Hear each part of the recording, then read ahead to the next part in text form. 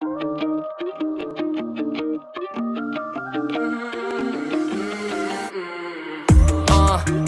did it to yourself. I know later on you'll probably blame everyone else for the shitty life you have. Wonder why you're always sad. You got a list of reasons why your life is really bad, but they're not true. It's all your fault. Deep down you notice you had a head start. The purse you're using is Gucci, designer shoes that you wearing, driving the car of your dreams, all paid for by your parents. Okay, you're clueless, toxic, delusional, obnoxious. You had every advantage and proceeded to have lost it. Crazy, psycho, no wonder you're so isolated.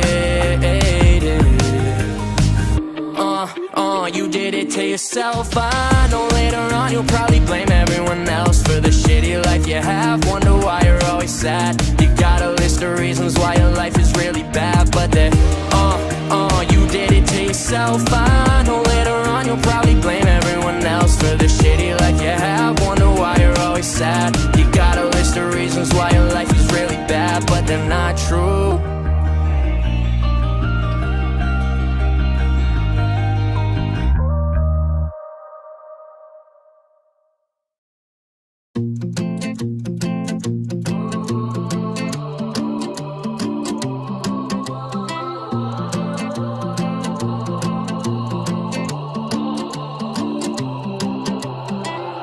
I bet you ain't seen nothing yet. Yeah, I'm just warming up. I'm yet to break a sweat. There ain't a need to brag, no need to flex. And when they said I couldn't do it, I became obsessed. I'm going Super Saiyan, yeah, I'll go Super Saiyan. I got something to say, thanks for the motivation. I gotta get it now, there's no time for waiting. This time I really mean it, no, I'm not even playing. I gotta keep my eyes on the prize. 200 mph, that's a hell of a ride.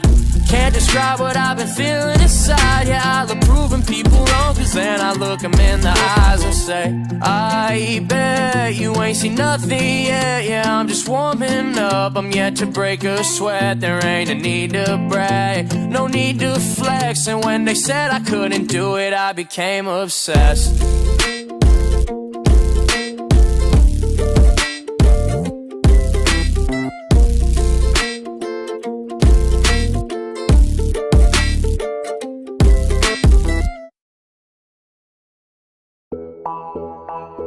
I could be a bad boy, oh my lord. Walk my way to the mental ward. Maybe I'd be fine in hell.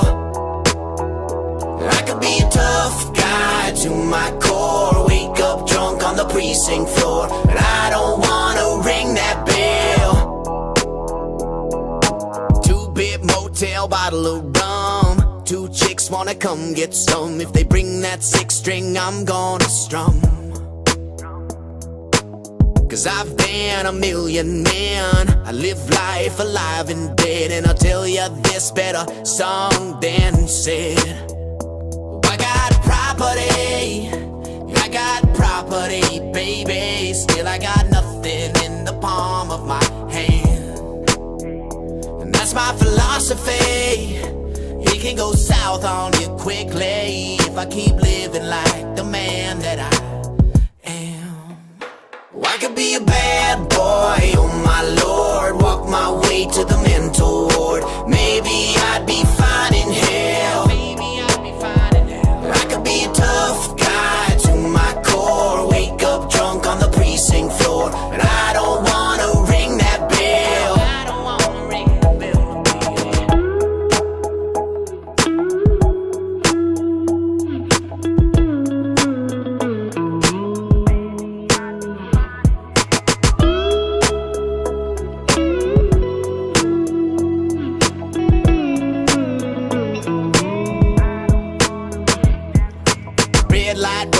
Look what I've done.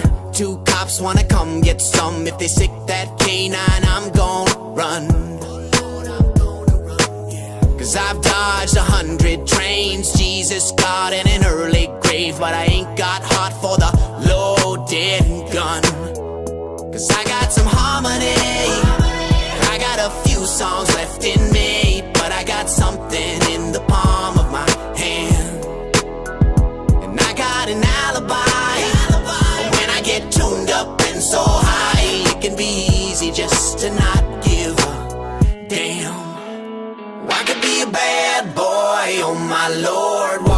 way to the mental ward. Maybe I'd be fine in hell. I could be a tough guy to my core. Wake up drunk on the precinct floor, but I don't wanna ring that bell.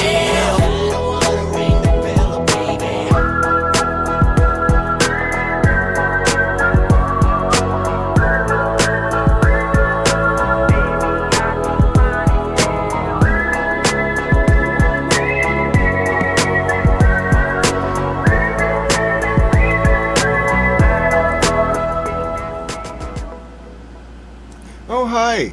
Good morning. I didn't see you there. My name's Grant Smith Ellis. It's so nice to see you on this rainy, finally cold Tuesday morning, July 7th, 2026 here in Boston. The world's a flutter, ladies and gentlemen. We got rulings from Judge Gildea in the Karen Reed and John O'Keefe civil case that I want to talk more about. We got the G7 over in Turkey. We got bombs exploding in the Syrian capital of Damascus within a few blocks of where the French president is staying. We have Towel, who's made. Okay? Just generally made. Good morning, Miss Blue. Welcome to the channel. Now, the USA lost last night. That was bad. It was not good. It was bad. Belgium's really good. So, in any event, I did a bit of an analysis of the ruling that came out last night. Listen, don't take my word for it. This ruling is the talk of the town, alright? It's an order unlike anything I've ever seen before. We'll talk more about it.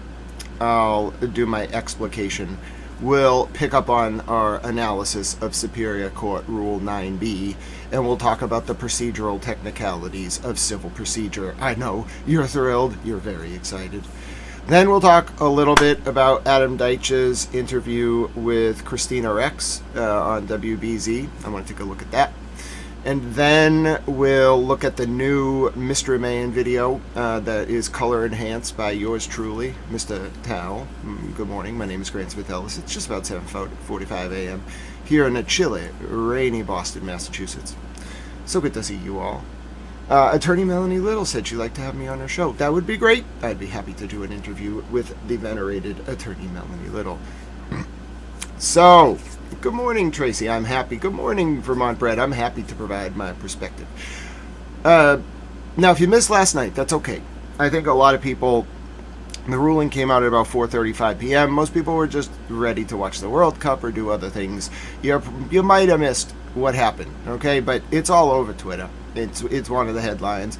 It's one of the things that was talked about so much that it got written up as one of those, headlines. So we're going to talk about it. You can see it right on the screen. All right. Also, there was a comment today on the YouTube, on the Pal News YouTube. Someone is visually impaired, and they can't see what's happening on the Sallyport video. So, either during this stream, or maybe separately, I'm going to do a video that describes what's going on in the Sallyport video. I didn't really think about this, but it makes a lot of sense. If you're visually impaired, you can't see a video. So no amount of written text or whatever is going to help you unless it describes it. That's called, what is it? There's a way to describe an image. It's like an accessibility feature. But I'm going to have to describe that Sallyport, because I don't think people should be kept from being able to interact with that because they're visually impaired. So I'm going to work on that. That's just one thing on my mental checklist. Now, frankly, I have a bit of an ominous feeling about today for a number of reasons. It's July 7th, so this date is a little weird. The G7 summit is occurring. Putin's all mad. There was that weird assassination in Monaco the other day of a Ukrainian businessman. And then the suspect, who looked like a man but was actually a woman, was just found dead overnight in the Ukrainian capital of Kiev. And they arrested a police officer and an intelligence operative for killing her. So that's a weird one. My guess is she was Russian, and they extrajudicially contracted to kill her. That's going to be my guess. But anyway, there's a lot going on in the world. So let's go to the Syrian capital of Damascus first. Let me show you what happened this morning. It was a bit of an intense situation. All right, let me get you caught up on the news, and then I'll show you Mr. President arriving. First, let's go over to Turkey. The capital is Ankara. Just about 20 minutes ago, Mr. President touched down for the G7 summit.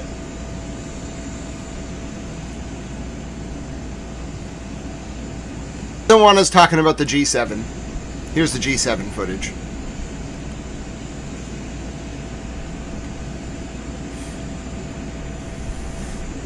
That's Mr. President arriving for the G7 in Ankara, Turkey. Just about 30 minutes ago, 25 minutes ago. He's on the ground now.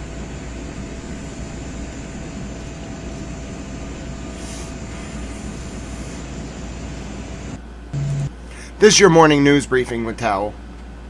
Okay, now before we dive into Karen Reed analysis, which will inevitably lead to me just yelling things, I'm going to take you to the Syrian capital of Damascus, where 2 explosions rocked the area where French President Emmanuel Macron is staying, the first trip by a European leader to Syria since the fall of the Assad regime just a few years ago.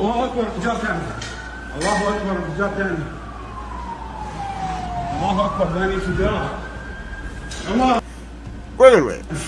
Is that the actual scene of the bombing? Oh, wow. Oh, yeah. So one of them was a car bombing.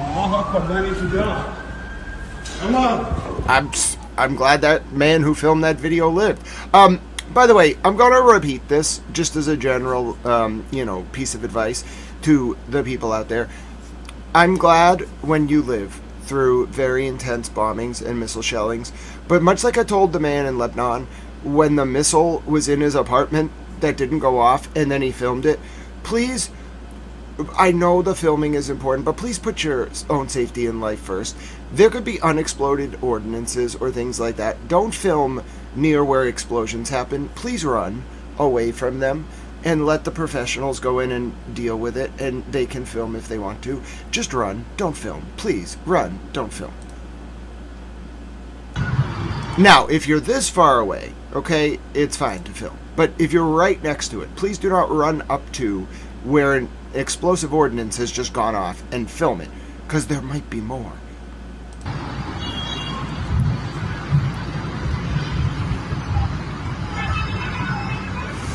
So, an explosion in the Syrian capital of Damascus is not always that out of the norm. There's a lot of rebel groups in Syria.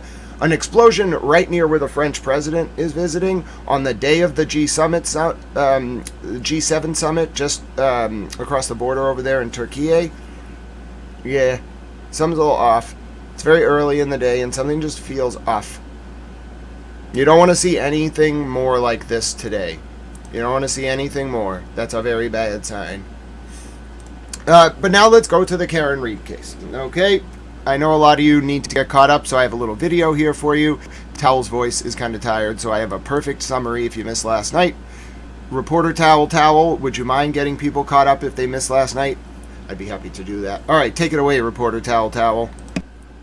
If counsel wishes to bring to the court's attention information discovered after counsel's June 26, 2026 letter to me, a motion for reconsideration in compliance with Superior Rule 9D, Superior Court Rule 9D, is this a typo? Would be proper procedure. 6. Okay, hold on. Okay.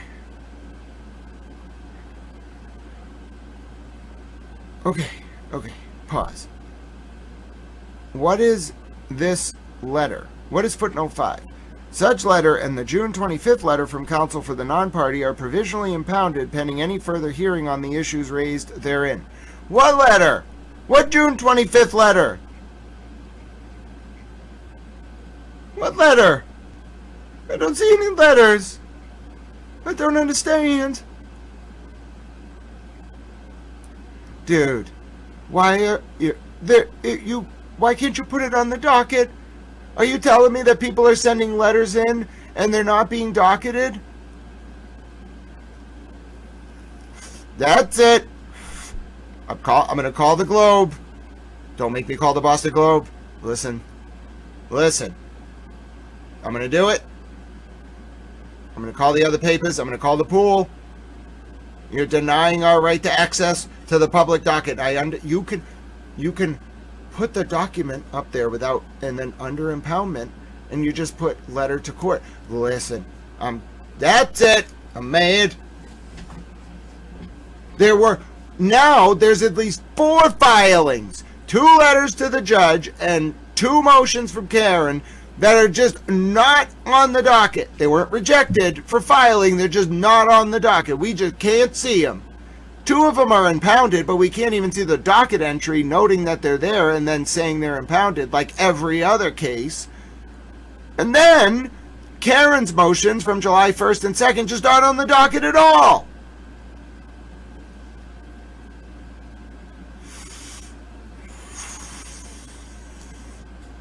Oh my. This gets worse the more you read it. When you initially read it, your brain, especially if you know the case and understand civil procedure, your brain just goes, what? But then when you actually review it and tear it apart, first of all, there's a typo. Second of all, it's even worse than it looks. It's even more terrifying. And I don't know how to process this. I like how my first concern was that there was a typo. There's all this horrifying procedural stuff going on, and I'm like, well, you know what? First things first, there's a typo. I don't know what words to use to describe what is happening. To my docket? To my court system? To my democracy? I don't know what to say about this. A motion for reconsideration in compliance with Superior Rule 9D would be proper procedure. So let's go to footnote 6. Rule 9D provides that such motions shall be served and processed consistent with Rules 9A and 9C. So you got to do a 9A package. If a motion under Rule 9D is filed, and then a Rule 9C is like a conferral. Rule 9C conferral would necessarily include the non-party's counsel. I recognize that conferral with the other parties in the case may not be warranted and accepts such requirement at the option of Ms. Reed's counsel. So they have to comply with 9A but not 9C, and they also have to comply with 9D.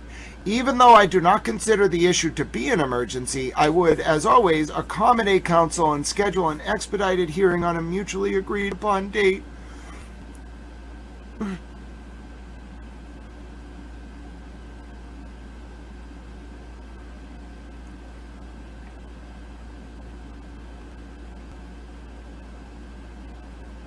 I was flabbergasted.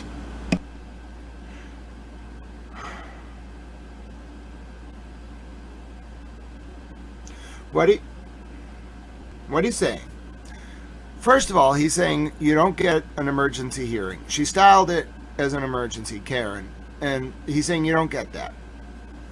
Second, he's saying if you're going to do a motion for reconsideration, it's got to comply with Rule 9A, which is, do you understand what that means? Let me explain it to you. He's saying, and we'll look at the rules, you got to write the motion, serve it on the other counsel before you docket it, wait for them to write a reply within 10 days, then you can write a reply yourself, then you have to compile all the documents and a cover letter and send it to the clerk, at which time they'll all get docketed together. He wants them to wait 15 days at minimum to do a motion for reconsideration.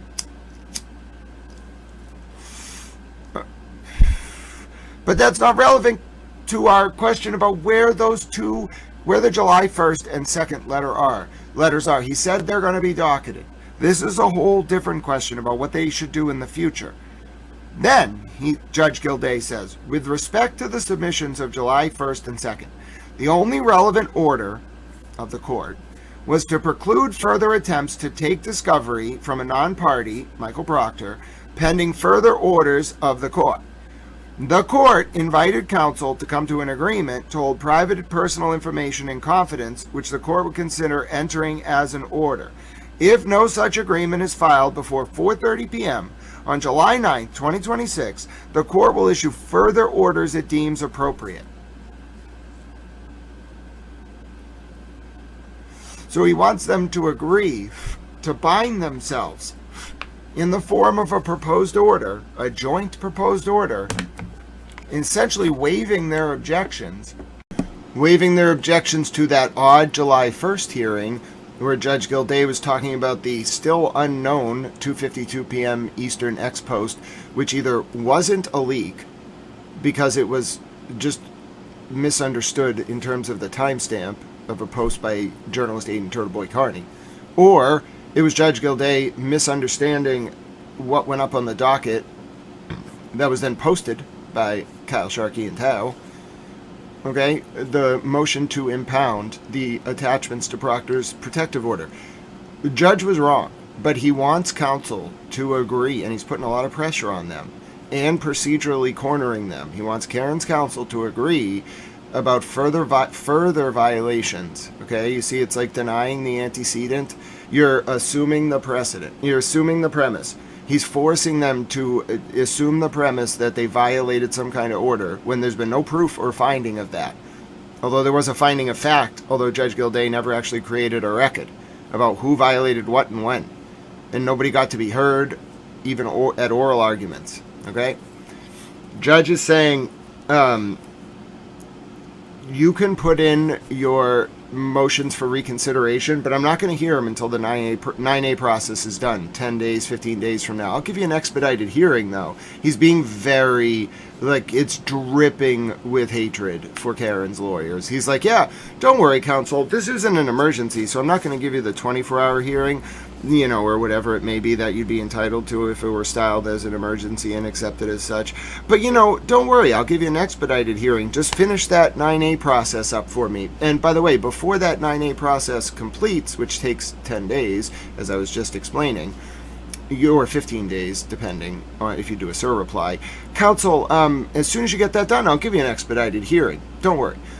But on July 9th, if you don't come to an agreement about what happens about further violations of the protective orders, well, I'm just going to issue an order about what happens in the case of those further violations. And you might say, but Judge, we're trying to ask you to reconsider, or we're asking for reconsideration of your initial underlying ruling that led you to make that second ruling.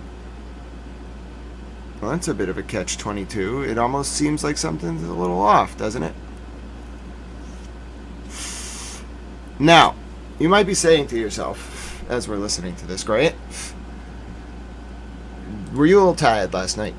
Yeah, I was tired. I think we're going to have British reporter Tao read us this news article, just a piece of it that came out overnight in the Globe. Boston, 1776. What? Boston, 1776. Ex-trooper Michael Proctor's racist texts jeopardize other cases. Former trooper... This was published last night in the Boston Globe. And you might be saying to yourself, why is Judge Gildea going so hard? Well, I wonder if we're about to face a scandal that's bigger than the Annie Dukem drug lab scandal, which was a situation where a state chemist who was working with the state police manipulated thousands of drug samples to get convictions, leading to a lot of people, 20,000 cases being impacted. All right? I wonder if we're heading to Annie Dukem round 2. By the way, did you know Annie Dukem's lawyer knows some of these state cops and the Norfolk DA? Just wonder. Did he show up at any point in all this? Didn't he? Scratch my brain. Did that lawyer oddly show up in a way that ostensibly looked like it was impartial and trying to help, but was actually working to benefit the Norfolk DA and the Massachusetts State Police?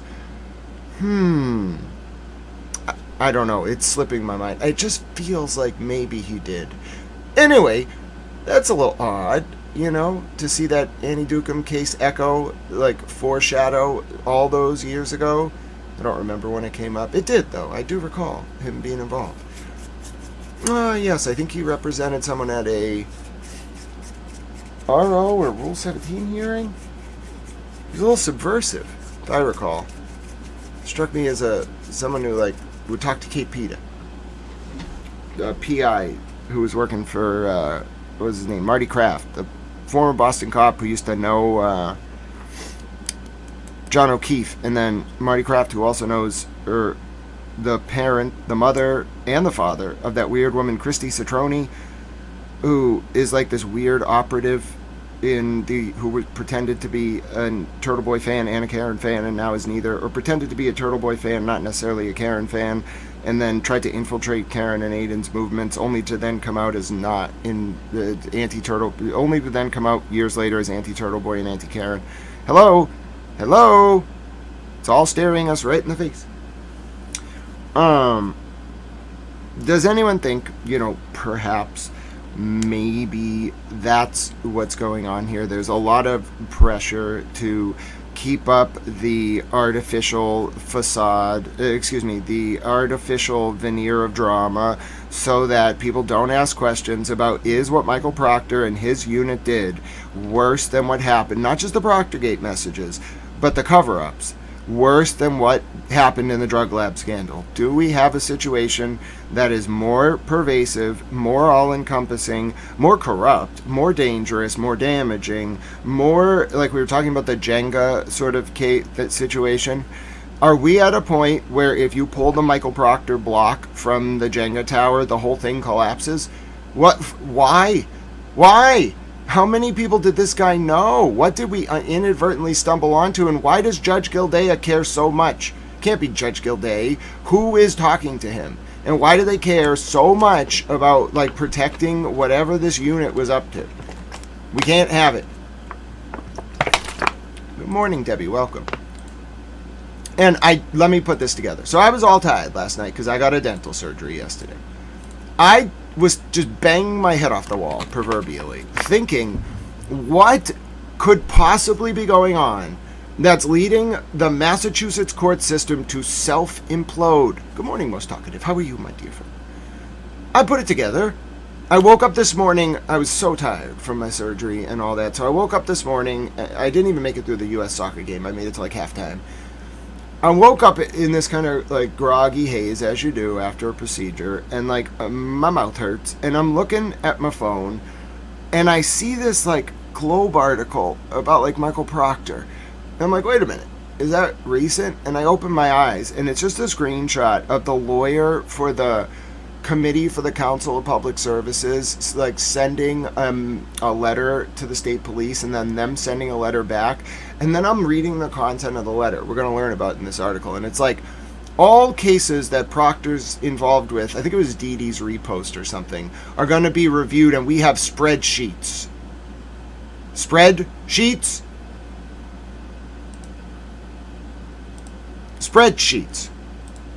Are you telling me that it's possible that all of this is going on because if Michael Proctor gets deposed, every single one of these cases that he was involved in is going to collapse? Are you down? And not only, remember, double jeopardy attaches when you're found not guilty, okay?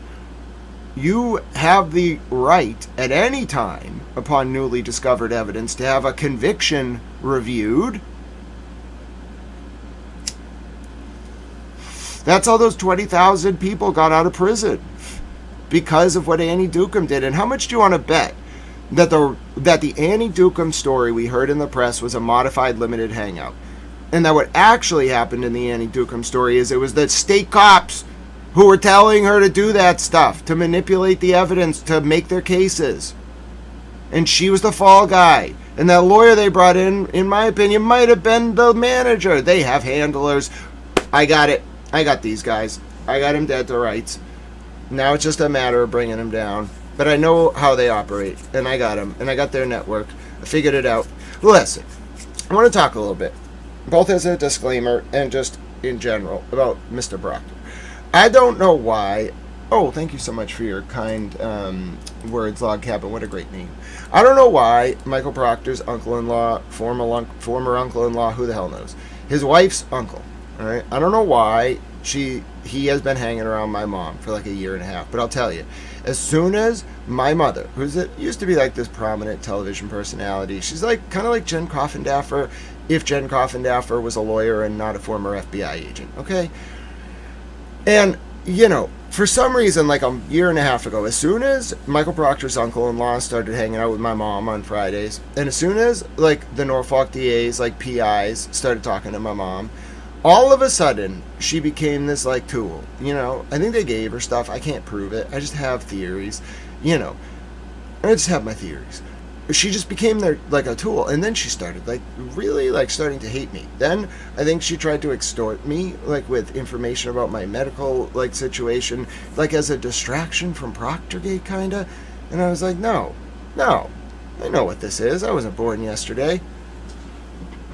And it's all just too coincidental, like lawfare, like emotional manipulation, like passive aggression, hiding the ball, like all these people, and it pops up with everyone who asks questions about Proctorgate.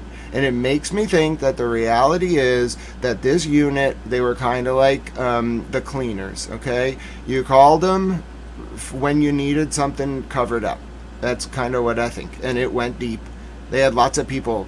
You would just make a call. You got a guy who's got a guy who's got a guy. It's like I have a guy for everything when I need to know things, but I don't use it to do that. What the hell? And I think it got out of control, and all of a sudden this system was staring down the proverbial barrel of a very intensely loaded cannon. Now, you could call it a Quorum Shahar 4. All right, Proctorgate is a Quorum Shahar 4. You want to know why? Because we don't have any defenses, at least the system that I was trained in, to intercept it. Proctorgate is the Quorum Shahar 4 of the American judicial system. I got it. That's it. That's a great analogy. Okay, you know what a Quorum Shahar is? Ooh, can we watch the Quorum Shahar video? Yes, I found a reason to watch the Quorum Shahar video. This is great. You get to see Mr. Bombi. He's Mr. Bomb. You know, he's a mean bomb. You don't want to mess with him, okay? He's mean. Oh, I can't believe it. I've waited so long. We haven't been able to watch this. Not that I'd actually prefer being able to watch this when bombs aren't falling, and using it by analogy is great. So this is the type of missile. Okay, he's a mean missile. We call him Mr. Bombi, but he's very mean. Okay, and what I'm going to show you is why, by analogy, Proctorgate is like this missile. You may think that any missile someone fires can be intercepted. I'm sorry to tell you that that is just not true. Okay, it is just not true. There are some missiles that when people fire them, you can't intercept them. And we're going to try to find this. I'm not guaranteeing I'm going to be able to find it. Where is it? Come on. WarTunes is the account that puts these together, but it's not always possible for me to find it right away.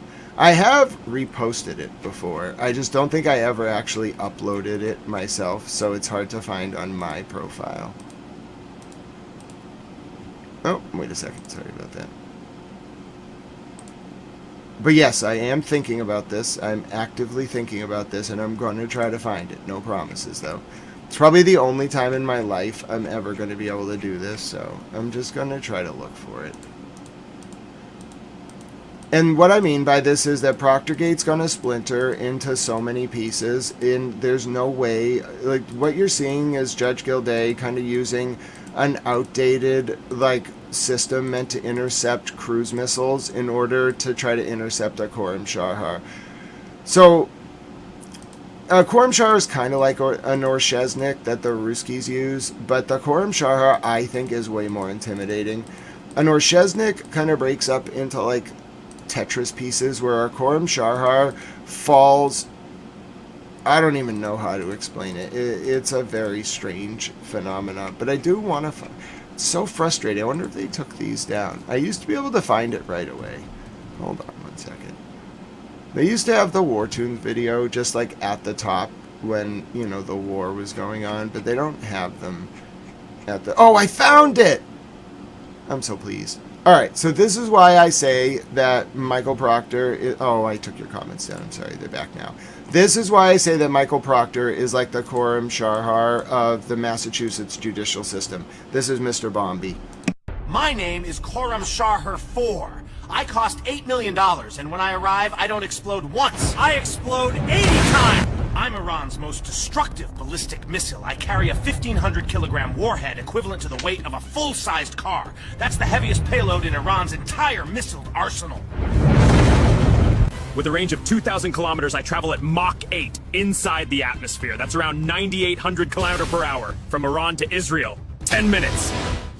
But here's what most people don't know. At 7 kilometers above the target, I open up and release up to 80 bomb bullets. They scatter over a radius of 8 kilometers. Air defenses can shoot me down. But by then, the bombs are already falling. Each one is the size of a hand grenade.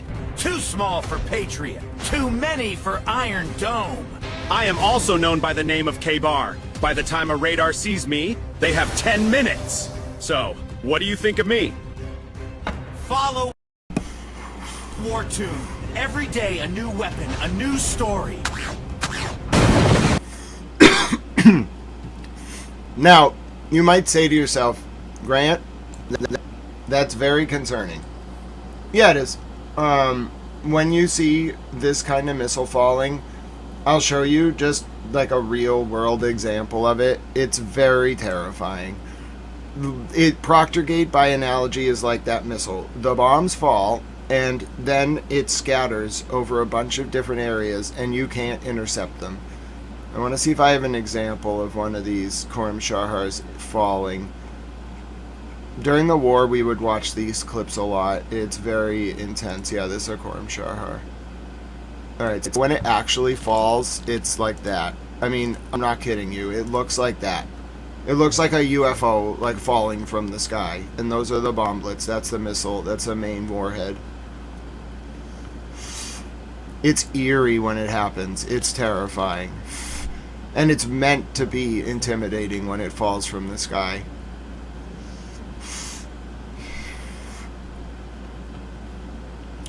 And those bomblets cause damage.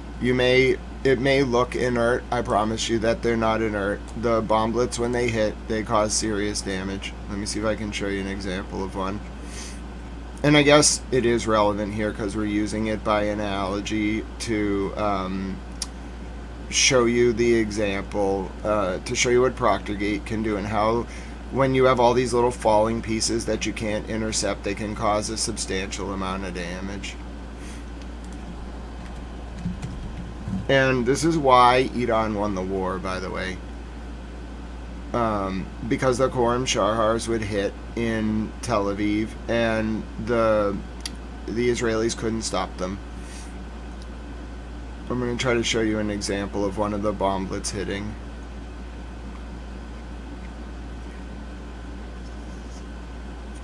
They're very loud when they actually hit the ground. They sound like mortar shells. Let me see if I can find an example of one actually hitting the ground. Surprisingly, there are pictures of the impacts. I think this is one of them. Yeah, this is that one. So this is what it looks like when a Khorram bomblet hits the street. This is one of those 80. You see what it does? It uses the environment as a natural weapon. So the bomblet has an explosive ordnance, but it uses the environment. It blows those cars up. It's just a small grenade, but it's going so fast, and it has such a big charge. If it hits anything but concrete, it uses it as a weapon. And this is the middle of Tel Aviv. And just so you understand, when they fire these missiles, they can't control where they hit. They have absolutely no control. They can aim in a certain circumference, and they know they're all gonna, with like a certain probability, 98%, they're all gonna land in that radius. But dude, they're bomblets falling from the sky with no guidance control. And that's exactly what Proctorgate is. And that's what I think Judge Gildea is actually worried about. It's not Karen. Because think about it. What Karen hasn't really done anything. Neither has Alan. Or anyone in the civil case. It's Proctorgate. That's the missing variable here. It's the fact that Proctorgate's going to bring down a large amount of it's going to paralyze the judicial system for decades. And it's going to handcuff them because the system can only deal with so much. It's going to flood the system with cases.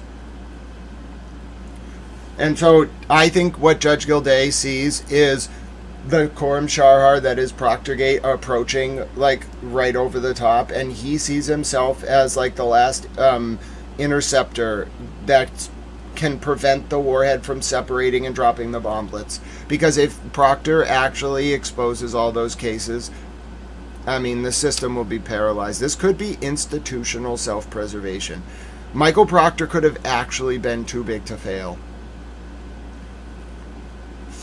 which is very scary to think about.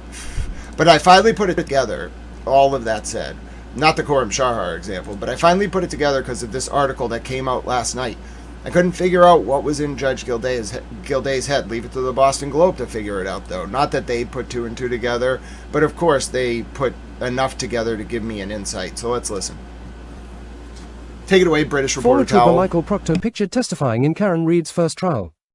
The Karen Reed murder case revealed that former Massachusetts State Police trooper Michael Proctor sent misogynistic text messages, but the full scope of bigotry remained in the shadows.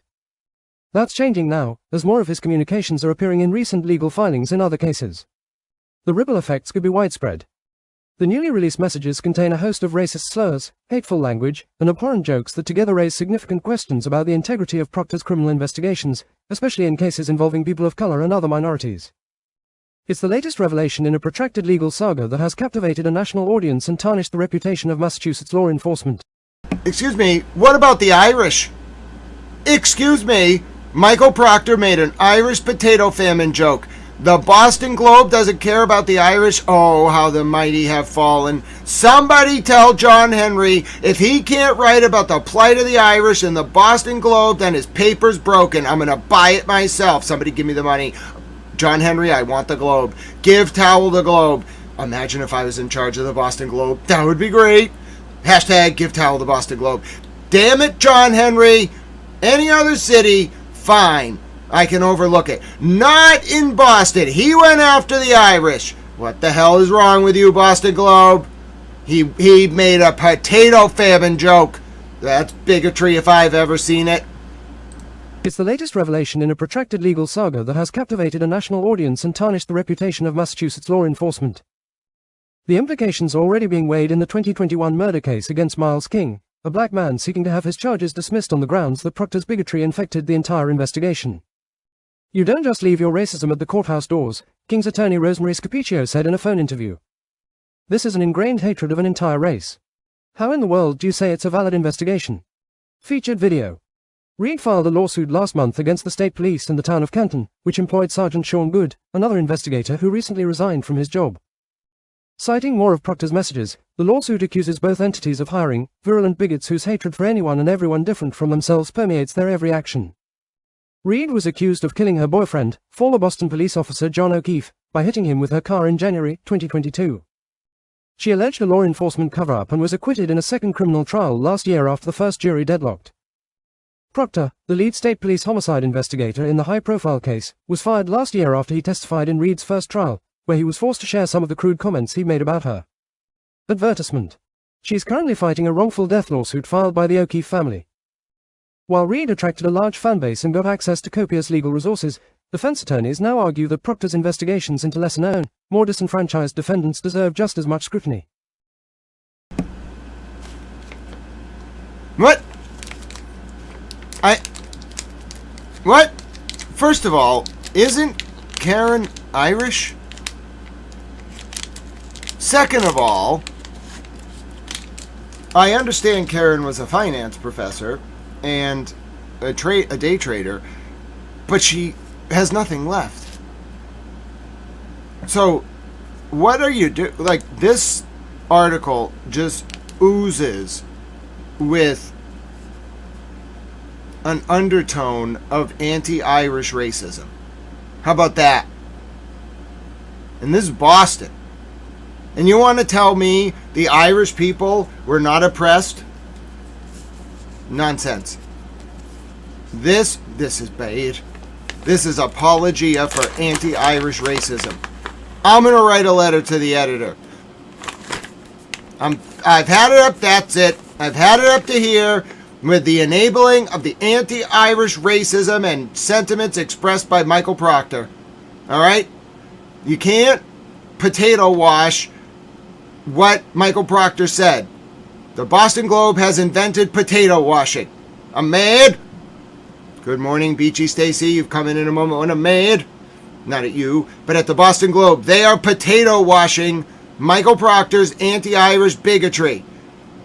I'm pleased that this is not the main point of the article. I'm pleased with the article overall. But I will not stand for potato washing. I'm going to write the Dolly. I'm going to contact the European Parliament. I'm mad. I'm very mad. How dare they? While Reid attracted a large fan base and got access to copious legal resources, defense attorneys now argue that Proctor's investigations into lesser-known, more disenfranchised defendants deserve just as much scrutiny. Karen Reid supporters gesture to her as she leaves Norfolk Superior Courthouse in Dedham, on June 16. Jessica Rinaldi, Globe staff. The state's chief public defender recently called for a comprehensive audit of all cases investigated by Proctor, both open and closed, saying the new messages point to serious bias and misconduct. Similar questions are becoming central to the case against King, who's charged with fatally shooting Marquis Simmons, 25, as he rode a moped through Milton in summer 2021. Records recently unsealed in that case include roughly Pause. I don't know if the Globe's going to go into it. They have this bad habit. You know what I get mad about with the Globe? They assume you're dumb.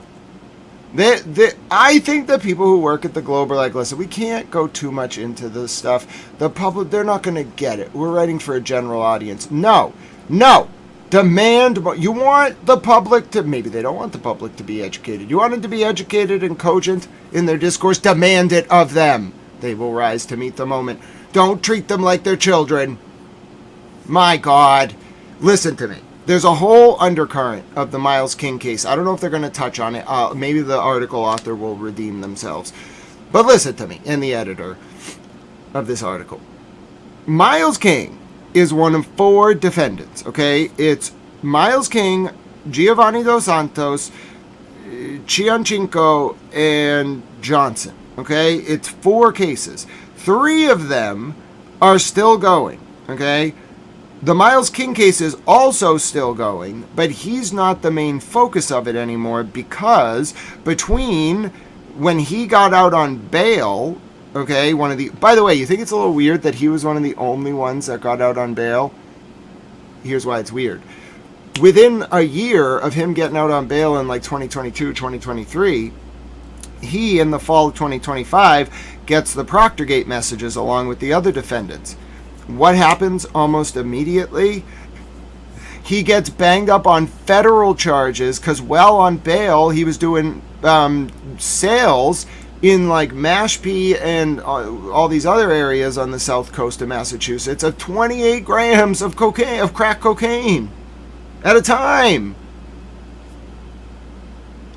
Do you understand what that means? That's outrageous. He was on multiple occasions. He was doing, while on bail, he was doing controlled buys of 28 controlled sales of 28 grams of crack cocaine. That's crazy. That is more money worth of crack cocaine than any of you are ever going to see in your entire life at one time. And he was doing it like on the regular. Now, here's why I say it's interesting.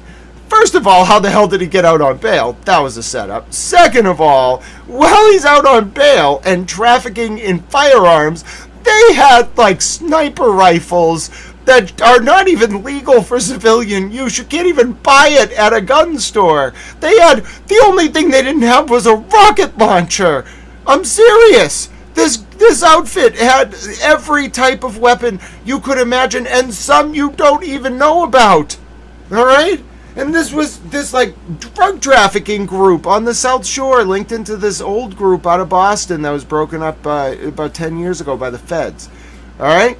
So these dudes, Miles King is clearly not being, he's either not being, either we have the most incompetent pre-trial services program on the face of the planet, or the judge who let him out, the pretrial services and the feds were working together. They let him out, made him think he was comfortable so he could get busted on other charges. And you might say, why? Because I think the feds had a plan too. The feds aren't just going to let bad hombres, to use the word of Mr. President Trump, go free because Michael Proctor and his unit were, to put it lightly, corrupt and dumb and were into bad things. But we'll get there later. I know what you did, John Fanning. I'm gonna get all mad. Don't get me started. I think the feds were like, oh my God, these guys are gonna compromise not just cases against people who were legitimately. What? We're not gonna let these guys let actual bad hombres who are selling crack and using military weapons on the streets to sell crack. We're not going to let these guys go free because Michael Proctor's a corrupt moron. So I think the feds set up with the full knowledge and awareness of the state court system and the pretrial probation program and everybody, except for the state police, who can't be trusted with anything apparently. I think they set up Miles King and let him do those buys so that they could arrest him on federal charges and isolate his case, insulate it from Michael Proctor. But the thing is, you can't do that. You get one shot at that. Everybody else is going to know now if they're watching. So, therefore, that tells you what the feds were thinking. It lets you get into the minds of the feds. Their first priority was, we need to figure out who like the worst of the worst are that Proctor investigated that are still out there that are going to go on trial, and we got to get them on charges that Proctor is not involved in so we can try the case. And that's why they did that. Mystic, God bless you, Mystic says, I completely agree with your assessment of the Miles King situation. Oh, Mystic Rose Petals, what a great username. God bless you and thank you so much for your support. But yeah, I think that's exactly what went on with Miles King. Now, the Globe, to get back to my sort of yelling about the Globe can't really say all that, but they could at least say King, and I hope they do, for his part, was charged federally for selling ounces of crack cocaine while out on bail. Mind you, Miles King filmed himself getting picked up from jail on bail with in a Sprinter van, and that made it into the federal indictment. You think maybe it's not that he got out on bail and they then, picked up on it? You think maybe the feds arranged for you to be let out on bail, Brett? So that you would then go do crimes and then they could charge you without Michael Proctor being involved in the investigation? You think maybe that's what the feds were really worried about when they found out what Proctor and this unit had done? Think about it. They're law enforcement.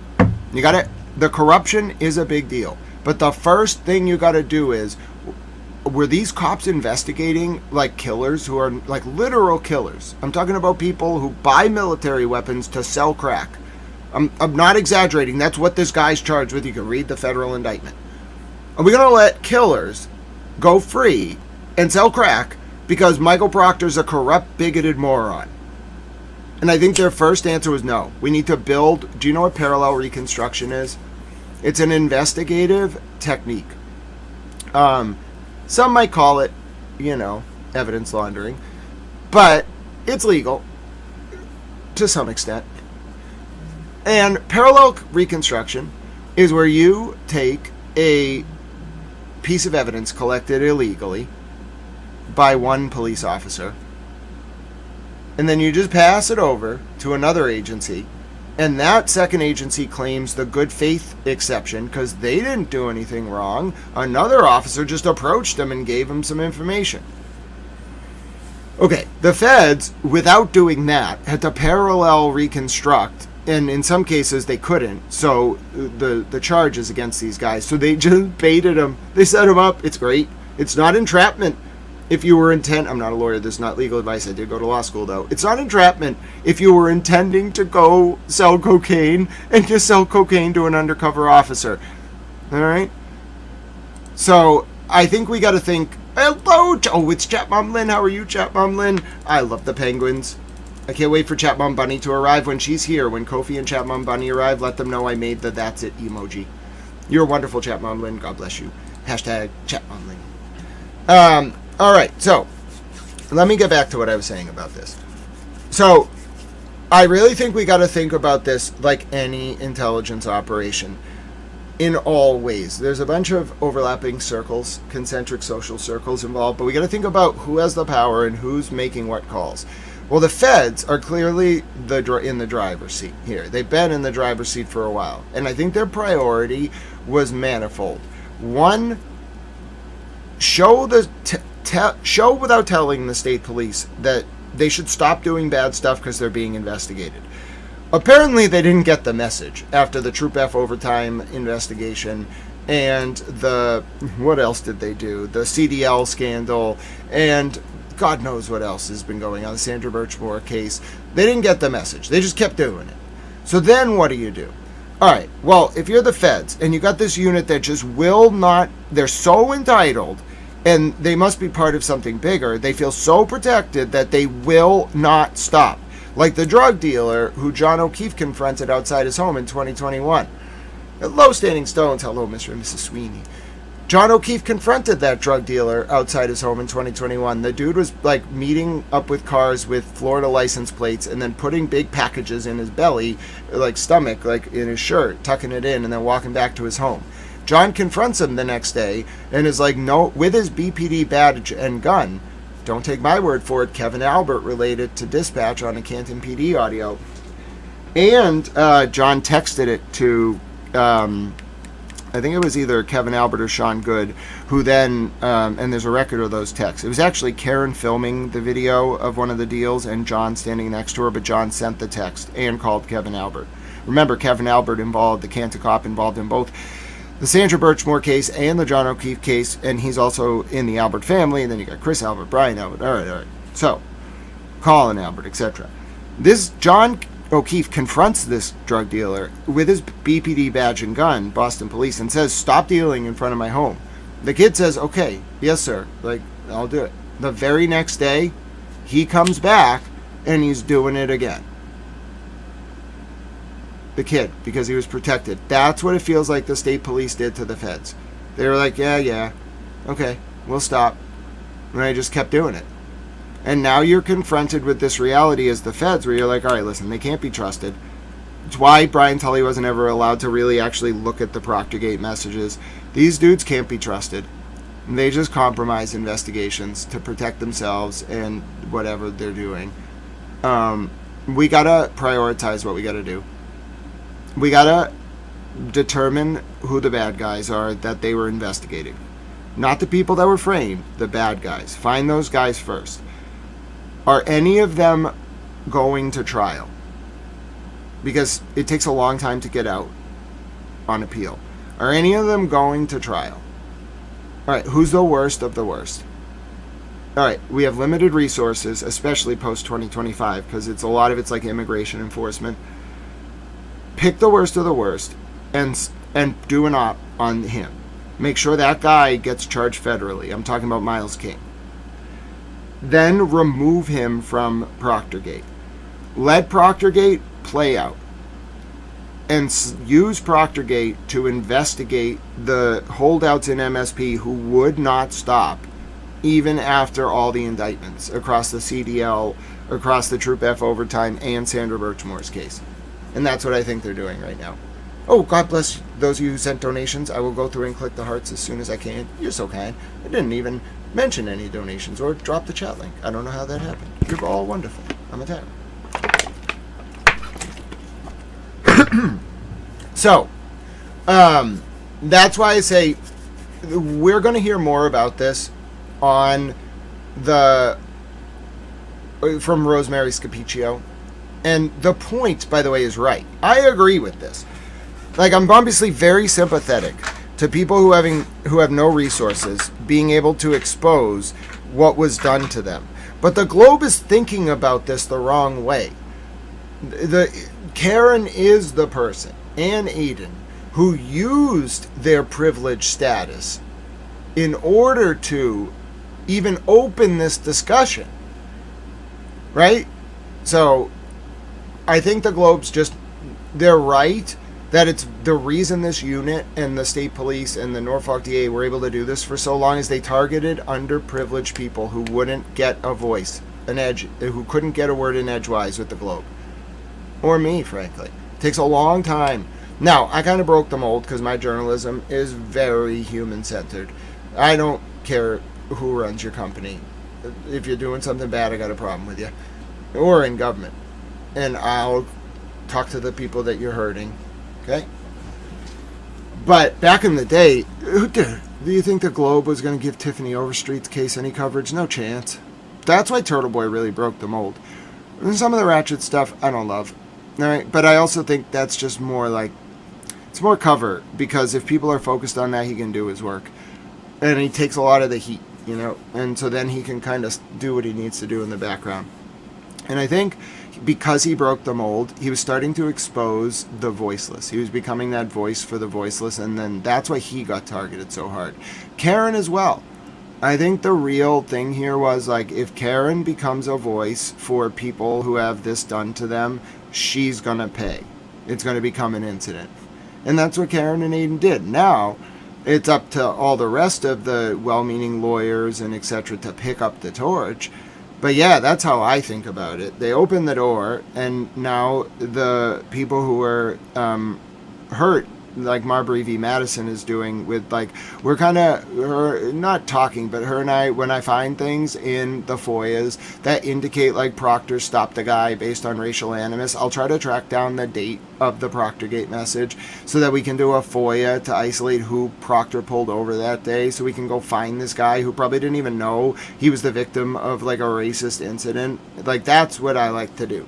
Okay, I'm all about that. All right? But I don't think the point here is that, like, this is, like, somehow a like commentary on the Karen Reed and Turtle Boy cases, like, representing enfranchised defendants who are able to, like, get attention to their cases. No, if anything, like, most people with that level of power just wheel and deal so that their stuff goes away quietly, and then they don't have to deal with it anymore, and then everyone else still gets punished and suffers.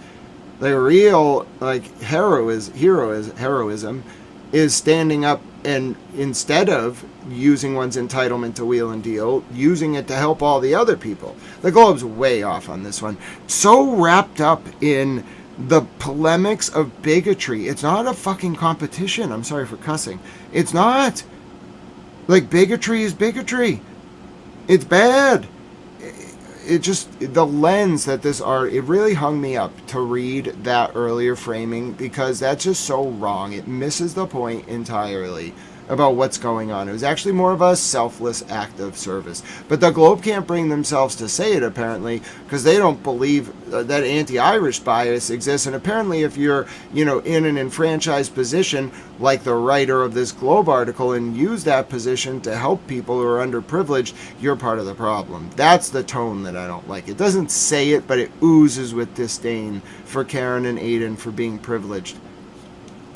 There's another word that I'm leaving out that they also seem to be disdained over, but that just disgusts me. Come on now.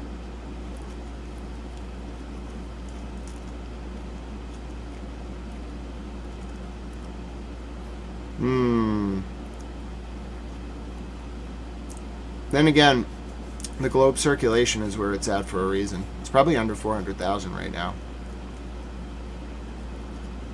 I subscribe digitally, but I'm mad at them for how they framed this, how they covered this. I don't care that they missed the Miles King context there. That's very hyper-technical, although it's very relevant to the big story that's coming. I'm mad that they're framing this as somehow like Karen and Aiden didn't do something heroic, and also that they're less worthy of reverence because they were enfranchised. I don't even think they own a franchise, frankly. Let's continue. Records recently unsealed in that case include roughly 35 pages of material from a WhatsApp group chat between Proctor and several friends, including Good. They became public after prosecutors and the defense agreed to their release, pending redactions to the contact information of other members of the chat. A judge allowed the release over the objections of Proctor, who said it would subject him to more scrutiny and... Judge Doolin, thank you very much. Shout out Judge Doolin. He's the best. Listen. I think Judge Doolin has never done anything bad. I think somehow someone got on the bench who's actually a good Bane. I don't know how. He's just Judge Doolin. He's a Judge Doolin. Everybody likes Judge Doolin, except for the corrupt people. They don't like Judge Doolin. But Judge Doolin is the only reason we have all this stuff. He was the one who modified Judge Krupp's initial order. Judge Krupp's in the Epstein files. Sorry, he is. What do you want me to say? He's in the Epstein files. There's nothing I can do about it. It's a little weird. He owned 0.9% of a company called Green Jets. He got it in 2010 when he was representing this Russian spy as a federal criminal defense attorney up in the federal district court in Boston, and for whatever reason, when Epstein was about to die, he was sued by this law firm, and when Epstein was going through discovery, he released all this stuff, and he released all these records that looked like an index of all the people that were involved in his operation, and Judge Krupp was in there. It was really just holding like people who had percentages in various Epstein companies and related stuff, but yeah, Krupp's in there. It's true. Yeah, and Peter Krupp is intimately involved in a lot of the search warrants for Karen and Aiden's cases. That's a little weird. Was that the price of admission? I'm just asking questions. You could go to the... I'm just asking. I'm not talking about anyone in particular. Was the rule that you could, go to the various services on offer? You had to pay, but, the real payment was you would be asked to do things at certain times. I think we're really close. This is going to be big. I talked about this the other day. It's like a Jenga tower. This is what I think Judge Gildea is actually worried about and freaking out about. He doesn't know what to do with someone who's like Aaron or Aiden, who's willing to kind of, just knock the Jenga tower over. He doesn't know what to do. It's really actually a little scary, but we can do it. We're moving into a new epoch. It's time. All right? We don't have to be so concerned. All right? I think that we can just let the chips fall where they may. Proctorgate is the modified limited hangout. Listen, the system has to listen to me. The people would not stop talking about Watergate until they got Nixon. The people are not going to stop talking about Epstein and Learning for Life and the Police Explorers program and Proctorgate and Karen Reed and John O'Keefe until they get their sacrificial lambs. Okay? You have to pick. And it's got to be the mystery men from around Karen's tail light that we'll talk about on the Sallyport footage at 5:38 p.m. on 1/29/2022. All right, it's got to be them. It's got to be this unit. It's got to be Divine. It's got to be Farwell. It's got to be that structure. And then you got to actually talk about it. You got to say, this is where the brothels were. This is how they covered up, this is what they did to charge people with fake crimes if they got out of line. This is what John O'Keefe was onto. This was how they were moving whatever. This is how they were selling this. You got to say it. Otherwise, that's the only thing that's going to stop this. Now, you want to do it as a modified limited hangout? Fine. I don't care.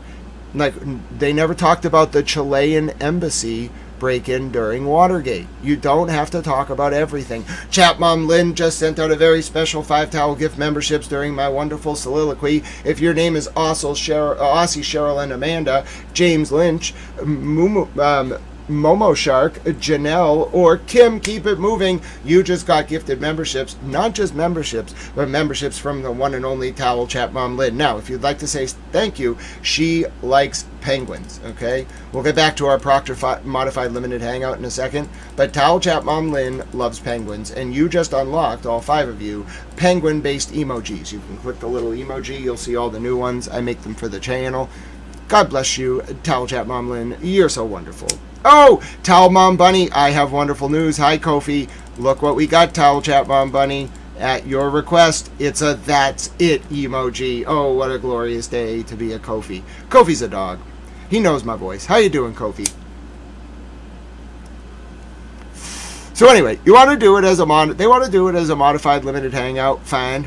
But just think about how much you could get done if Brian Tully's state police unit, going all the way back, even before he was detective lieutenant, so Mark Sears days, and Coppenrath, and that whole structure, what if we just pick them and make them the fall guys for the Epstein files, and John O'Keefe's death, and the Sandra Birchmore cover-up, and what happened to Turtle Boy, and what happened to Aiden Carney? Everybody, does anybody have a problem with that?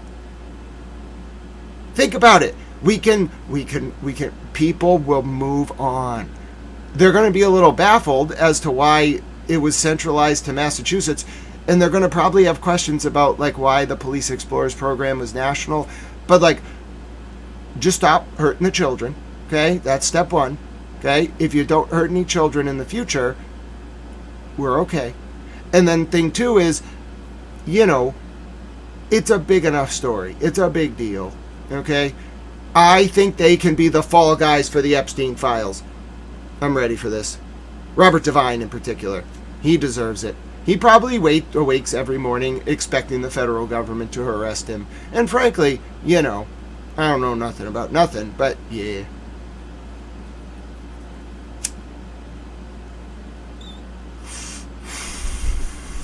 What do you want from me? I told him to leave America. I said, if you worship Baal or Moloch or whatever the hell, and you hurt the children, leave America. Nobody listens to me. I did what I could. Who's going to save your souls now? Maybe you don't have one left. I don't know. Alright. We're going to continue, though. I just want to be clear, though. I went on a bit of a rant there. You all seem to enjoy when I rant, so sometimes I just like to rant. We're only going till 10 a.m. today, by the way. And I'm going to go eat lunch and hang out with Towel Girlfriend. She's wonderful. She's a towel. All right, let's continue. Hi, Towel Girlfriend. You're wonderful. A judge allowed the release over the objections of Proctor, who said it would subject him to more scrutiny and result in a further and unwarranted intrusion into his private life. Dating back to 2013, the messages are riddled with racial slurs, including the N-word. I was planning on tying up a expletive and dragging him from my bumper through the streets of Randolph, Proctor said in 2016, according to the records. Eat a expletive, Ghana. Let's enslave those expletive, as my car needs a cleaning, he said in June 2014. Months. Oh my goodness, you're not going to believe it. DeHunta Perkins has come out as a plant. Ladies and gentlemen, DeHunta Perkins believes that Karen Reed struck John O'Keefe with her car. I called it. She was a plant.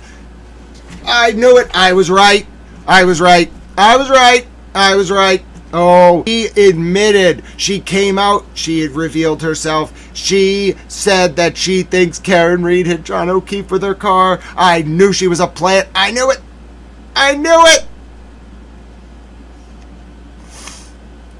We're doing a poll. What is your reaction to DeHunta Perkins saying she thinks Karen hit John O'Keefe with her car? I knew she was a plant. She is part of the junta. She is not a goat.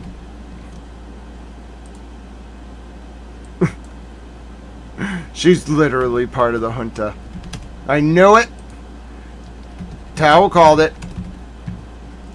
I knew it. I knew she was a plant. Oh, I could smell it. I could smell it from a mile away. I knew it. We have to pause now so I can bring this up on your screen and I can show you. I told you she was a plant. Oh, I could smell a plant from a mile away. I'm like Kid Rock in the early 2000s.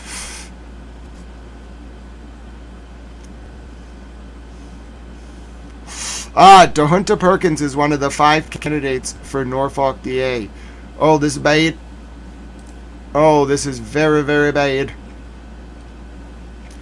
Well, it's not bad. It's more, I just knew. I knew I was right. You know, I don't mean to toot my own horn. But there it is, ladies and gentlemen. Proof positive that DeHunta Perkins, there it is, Kyle Sharkey posted it. Proof positive in DeHunta Perkins' own word. The woman who even Bill Reed initially had the wool pulled over his eyes in order to say that he supported her and Adam Deitch outside of court one day. I'm telling you right now, she's been a plant the entire time. Oh, goodness. Oh, goodness. The moles are all falling. The junta has been exposed. Adam Deitch has done it again. For the record, Tao called it. And another of Morrissey's men and women has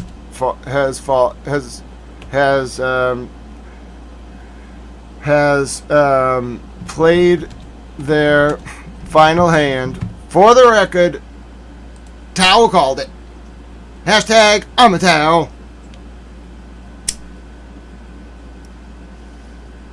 Yep, this was definitely like an Operation Mockingbird. A little more nuanced. Oh, Towel Girlfriend's here. Hello, Towel Girlfriend. You're so wonderful.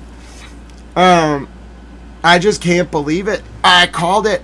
I knew. She must have been like, dude, this guy never met me and he pegged me from day one. How did he know? It's because I looked in your eyes during one of those videos, Miss Perkins. I looked right in them and I said, oh, she's a rat. Now, I don't care if you want to support the current DA. Say it. Don't you dare attempt to hoodwink my polity in an election. Don't do it. I'll look in your soul. I knew she was a junta. I knew it.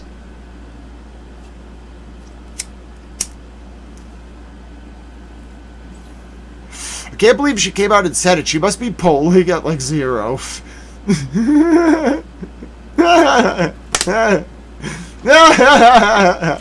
Now listen, you can hermeneutically reconstruct. You can go back now and look at anyone who was promoting DeHunta Perkins. Any of Karen's people. It might be moles. I'm just saying. I'm just saying. I don't know who was. I didn't take the time to look into it. I can't keep an eye on everything. How could you expect that of me? That's asking way too much.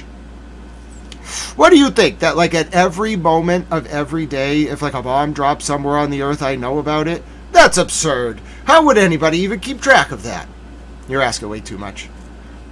Anyway, my point is, yeah, you could probably go backwards in time. And somebody might do it. And find the people that were promoting DeHunta. They're probably going through to try to delete it all right now. But yeah, you might want to go do that. Because I bet they're, moles. I don't know who was promoting her, though. Oh, that was from Towel Chat Mom Lynn Momo Shark. She's the best. Wow. We're going to watch this Adam Deitch interview, too. This is going to be great. We do need more cowbell. What a great username. Towel Girlfriend. That's an interesting insight. I'd have to go look more into it. So anyway, my point is, it's probably more than 1 or 2 people. But yeah, if there's anyone that is a mole for the Norfolk DA that was trying to get close to Karen, they most likely were promoting DeHunta. I can say that definitively now. Now, why anybody would do that, I don't know. Maybe they talked to Kate Peter, state police. I don't know. Maybe it's lucrative. I don't know. I wasn't taking cash at a Chick-fil-A parking lot, I'll tell you that right now. I immediately blew. Even when I was very pro-prosecution, I was out there like, Kate Peter tried to bribe me in a parking lot. I'm sure Hank Brenner was like, oh, God damn it, Kate, what are you doing? You don't even have to meet Grant to know you can't try to bribe him. Oh my God. Seriously, these people. Hello, Brown Irish Eyes. What a great username. Yeah, we always need more cowbell. Brown Irish Eyes, welcome. I don't know if you have a cowbell, but if you have one and want to play it loudly, that would be great. Well, Bunny Towel, thank you for the kind words, Bunny Towel Mom. Bunny Towel Mom and Kofi and Bo say I have character. I think a lot of people would say I am a character, you know. But either way. All right, let's keep talking. I just want to say, though, I can't believe this has happened. How bad do you got to get them cornered where they got the Hunter out there while running for DA saying that she thinks Karen hit John with her car? Dude, they got to be on tilt. Hello, Kevin from South Boston. How are you? Nice to see you. They got to be on tilt so hard. Oh, my God. Listen. I played a hand or two of poker in my day. Not anymore. Texas Hold'em's kind of fun, but not anymore. I don't like gambling. I don't really think it's appropriate. I'm trying. I don't do it. If you give me free money, maybe, but on the whole, no. But anyway, going on tilt, all right, is the kind of thing that you do because you're on you're pressured to make a bet at a table. How bad do you have to be? Now, Christina Rex is a G. She's very smart. By the way, never underestimate Christina Rex. Okay? Now, one time she did ask me to gobble like a turkey to alert. Hey, we're back. Hello. Little frame drop. Now, never underestimate Christina Rex on X or on her television reporting. Notwithstanding that she asked me to gobble like a turkey to alert her to the presence of Robert Cosgrove one time, which was great. You know, it was really one of my favorite moments of all time. Don't underestimate Christina Rex. You think, okay, that you're talking to a television interviewer. Oh no, that is a brilliant legal mind, okay? That's not an interview, that's a cross-examination. She may seem, she's very nice, by the way. She's very smart, very amiable, very kind to her colleagues, just very, very nice. But listen. Don't underestimate Christina Rex. That's how she gets you. All right? You're sitting there, you think you're answering questions. All of a sudden, you've just admitted to the Isabella Stewart Gardner Museum heist. Give me my paintings back. On that note. But, all right, so that's why a lot of people ask me why I do the style of journalism that I do. I want to be very direct with you. Because I don't, as much as I love the work that some of my colleagues do, I'm not going into an interview and faking it. I'm not sitting there and being like, hi, how are you? You know, can you, I really want to hear about your position. Oh, tell me more. Oh, I'm absolutely thrilled that you believe that. Now, can you tell me why? And then 7 questions later slip in, well, by the way, what do you think about this? Like, that's not my style. If I don't hide the ball. Okay, if I'm going to get you, I'm going to get you. You're going to know from the second I start asking questions what I want to know, and you're either going to tell me, you're going to react weird, or you're going to deny it. All right? So, but that's not to downplay at all the conventional style. Conventional journalism is more like Dick Cavett. You interview the person, you might have a bombshell or something big you want to get out of them, but you don't tip your hand. You let the conversation ebb and flow, and then, you know, just drop the question. And when they're comfortable. It's easy to get comfortable, all right, with a TV interviewer. That's their job. A good one uses that to extract information from their subject. Towel, though, can you imagine? First of all, I do interview people. Did you listen to that space the other day when I was interviewing someone? Or like when I've done my interrogations in the past? If I interview you, I'm just going to say straight up, I'm like, wait a minute. Like, tell me more about, like, if I come into the interview, I know everything that I want to know. I might have a few questions I want you to clear up based on how you react. But, like, I know what the answers are to the questions. I just want you to answer them, and I want to read your demeanor. I mean, even if you lie, I want you to reveal information to me. But I don't hide the ball. I'm going to tell you straight up I'm doing it because I don't believe in that kind of psychological manipulation. If I want information, especially if it's from the government or someone tangential or involved with the government, I'm just going to ask it. And you're either going to tell me or you're going to lie. And lie at your peril because I'll find out. And I probably know you're lying when you lie, and I might let you get away with it. I've let a government official or two get away with a lie. But yeah, of course, like, when you lie, I know it, and I know it's a lie. I might not say it at that moment, but I got you. Just a matter of setting the web then. You've already fell into it. Now I just got to kind of spin it up. Put it in a nice cohesive bow, like a commodious ficus of recirculation. Every article that I write, I like to think of like the week, but more like in a Hegelian form, transliterated through discourse ethics, so I like to make it accessible. But I like to write it like history, so I like to have it play out exactly that way. I like it to be a recursive circle of information, constantly reinforcing itself, told through the lens of human characters. Journalism is human truths told through human stories with human voices. And that's what I do. So anyway, now that I just want to take a moment to celebrate. If you have been waiting months and you were like, listen, Grant, you're being a little hard on Tahunta. Like, right from the jump, you were calling her Tahunta. Like, come on, Grant, come on. Ladies and gentlemen, I was right. Today is a glorious day. Oh, Rasta Love, what a great username. Today is a glorious day. I shall eat from the finest muffins and bagels in all of the land. I was right. I bet Karen's like, yeah, he was right. Damn right I was, Karen. You know, if you were keeping a board of how many times Tal's been right about things, like that kind of like betray conventional wisdom, even for someone who supports Karen, I mean, the check boxes are just really going. So, you know, I'm probably right about those other moles too. There's only a few left. I'm just saying. I'm probably right. I only have one question about, just as an aside, I know a lot of you enjoy this. I only have one question. One big question, like the hedgehog. I only have one big question left. And I want to know, and I believe they probably got caught if they did this, but I want to know if someone or some group blackmailed someone or some group starting in the fall of 2023. I mean serious blackmail too. Planted during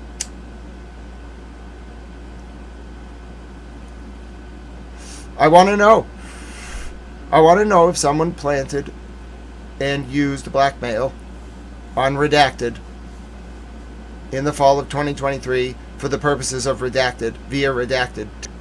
Still? No, we're back.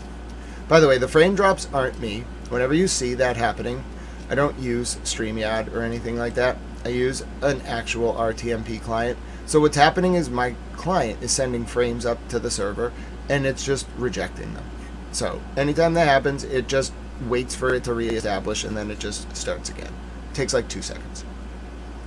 But it's not the internet, it's more the software, the way that packets are sent. But it's more resistant to going down, strangely. It's a more stable form of streaming than StreamYard, but at the same time, it has its own downsides. I like this, personally. I run my own custom client to do this, and I just prefer, that's why I can like move stuff around the screen. It's why like your chat shows up more uniquely, why I can kind of like make a lower third, do the scrolling thing. Like it's all very customized because I do it by hand. Everything you see on the screen is designed by me by hand. But that comes with a price. But yeah, I'm really starting to wonder like who coordinated this all. It's kind of amateur. It's rank amateur stuff. It was good. I mean, it got me. It definitely manipulated me, the operation that these people ran. Oh yeah, I wasn't a target of it, but it manipulated me into doing their bidding. They psychologically profiled me, which is scary when you think about it. But yeah, I don't know who was running this, but they had a lot of intel knowledge, and they were well funded. It was not hobbyist. Some people were doing it because of ideology, but a lot of people were paid and well. But they had to march to the tune of a certain drum, and they had to keep it very secret. And listen, a lot of these people are dumb, the foot soldiers that they had working for them, especially in the digital world. And how, bro, even when you got people in other countries, I mean, come on. You don't think some of us, perhaps, in journalism, know people in other countries?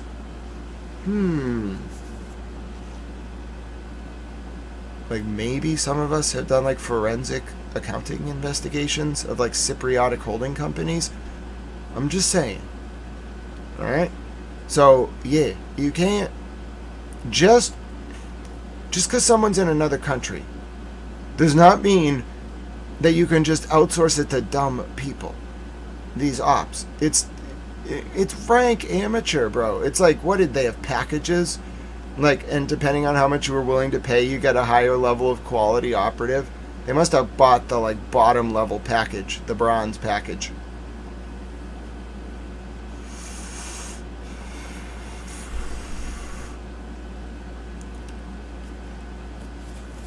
I'm so close.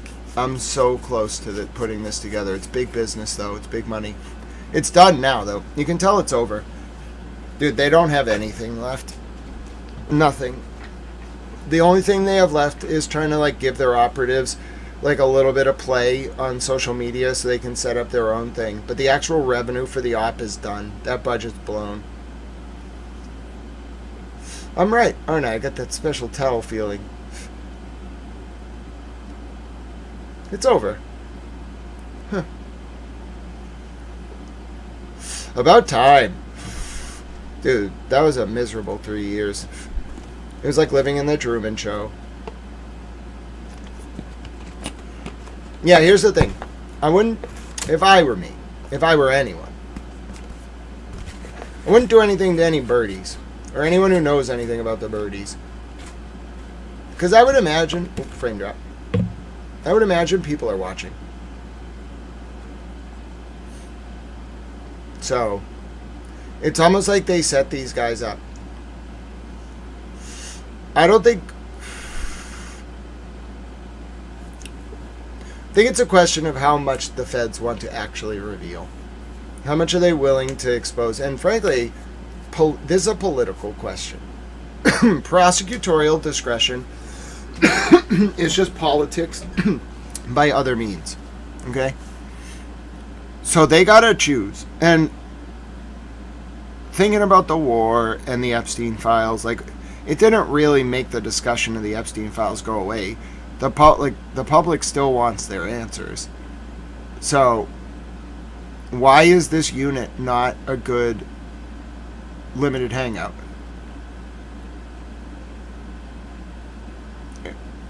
The other option is that people figure out this was systemic in the entire country, and Epstein and Maxwell were operating everywhere.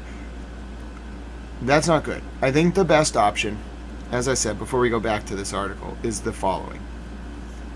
This ends now. All the brothels shut down. The birdies are free. The trafficking stops. And then one unit, specifically the Norfolk DA's SPD unit, is held up as the problem. It was just them. Epstein he had a thing for Massachusetts. He flew into Boston and he coordinated it out of Stoughton with Robert Devine. And these guys were the foot soldiers. And that's where this ends. It's on a platter. And the public will accept it. They'll have questions. Flood the zone with information about this unit, those cases, the connection to Epstein. Flood the zone. But that's how this goes away. because the public will buy that. That this case was so weird because it was Epstein. Not directly, but indirectly. His unit, his people, his ring. John will go down a hero, John O'Keefe, for having stumbled onto it and lost his life as a result. Karen will go down as a hero for having exposed it. Aiden will go down as a hero for having exposed it. It's fine. Everything's fine. And frankly, I mean, Coppenrath, Tully, Sir, Garino, Proctor, Buchanan, Fanning, Farwell. What's the problem? Who are these guys to history? It's not like we have to give up the president. This is the perfect solution to this. Somebody put me in the DOJ.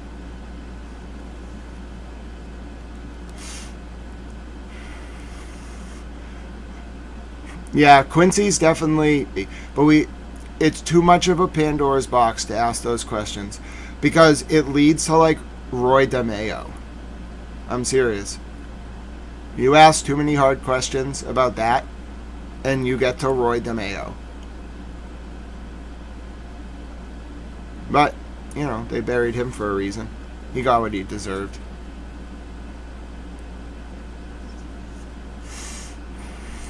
He was a bad man. And I'm not just talking about the Gemini Lounge method. I'm talking about what he was doing that upset Big Paul. And the commission, frankly. I know.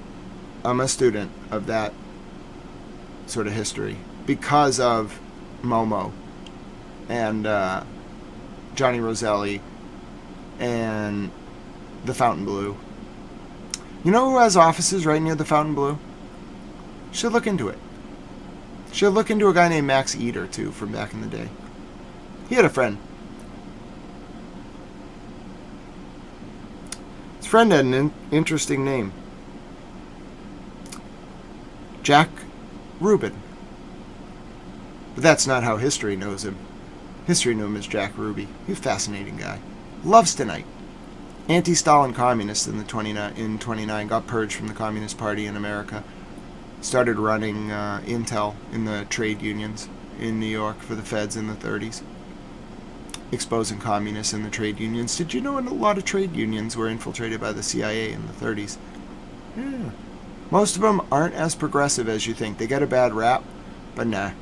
They were taken over in the 30s, bro. Most of them are right-wing. Look at the founding of the AFL-CIO and the way it joined. Seriously. Interesting. Anyway, by 45, he was doing signals intelligence for the Army under the name Jack Rubenstein. He was born Jack Rubenstein. By 45, he's doing SIGINT as Jack Rubin. And then by 61, he's up in... he kind of disappears from 52 to 61. The best I can tell, he was not in Dallas. He was in Cuba. Because from 51 through 59, there was this guy named Frank Sturgis who was an American, like, military man. You'll know his name if you know about Watergate or the JFK assassination. He ran this unit called Interpen. That was actually the parachute brigade of his larger unit. But in 51 through 59, Frank Sturgis and the CIA were they were helping Castro. And that might sound weird to you, but what you must understand is Castro was not a communist until 59, until he took over Cuba, like 6 months in. From 51 to 58, Castro was telling the mob guys who ran the casinos, it was Santo Trafficante managing Meyer Lansky's money, and Meyer Lansky was tied into Momo. The commission wasn't really running things back then. It was actually Chicago and Kansas City, but that's a story for another day. So anyway, Castro's out in the Sierra Mastrada Mountains, or whatever it is, and his chief of the Air Force, his rebel Air Force chief, is Frank Sturgis. Okay? Frank Sturgis helps Castro overthrow Batista. in 59, 58, 59. For about 6 months after Castro takes over, they're kind of friends. Like the mob, the CIA, they're all friends. Everybody's doing business. 6 months in, Castro decides that he's going to rescind all the permits for like the Grand Hotel Casino in downtown Havana. He's going to ban gambling. And then he steals all the mob's money. Hundreds of millions of dollars in property, in gaming, investment, in money held in the banks. He just takes the money. And he arrests Santo Trafficante. He expels Sturgis, who has to flee on like a plane at the last minute. And then he expels the rest of them. And then, now you understand what the Cuban Missile Crisis was actually about. Fidel and the Bay of Pigs. Fidel went over to the Soviets and was like, hey, I'm a communist. Want to help me out? And they were like, sure. 90 miles from Florida. And he was like, yeah, but I kind of stole the mob's money, so they're going to try to, with the CIA, they're going to try to kill me for the rest of my life. And the Russians were like, well, you know, we could give you some military support. And Castro was like, that would be nice. So who do you think helped Castro hunt down from 59, 60, 61 the American and mafia paramilitary guys trying to kill him in Cuba? The Russians, okay? But anyway, so I just think that Jack Ruby's like weird disappearance from 51 through like 59, 60 is probably because he was in Cuba with Frank Sturgis. Now, the next time Jack Ruby shows up, his name's Jack Rubin at the time, is in 61 in Miami with a guy named Max Eder, okay? And they are running a hotel, or working at a hotel in the orbit of a hotel called the Fontainebleau, which is owned by Frank Sinatra and the mob, all right? And from like 61 to 63, like Jack Rubin's an FBI informant spying on the mob in Miami. But it's also kind of Spook City down there, as you know about JM Wave down at the University of Miami campus, etc., etc. ITA7. So anyway, Jack Rubin is in a lot of debt by the fall of 63. And, you know, do what you got to do. By winter of 64, his tax debt's gone. Jack Ruby did not die in Parkland Hospital, nor was he ever in Parkland Hospital. He went back to Florida from 64 to 67 and died in December of 67 on his mother's couch. The FBI went to his mother's home the next day. They met up with Max Eder.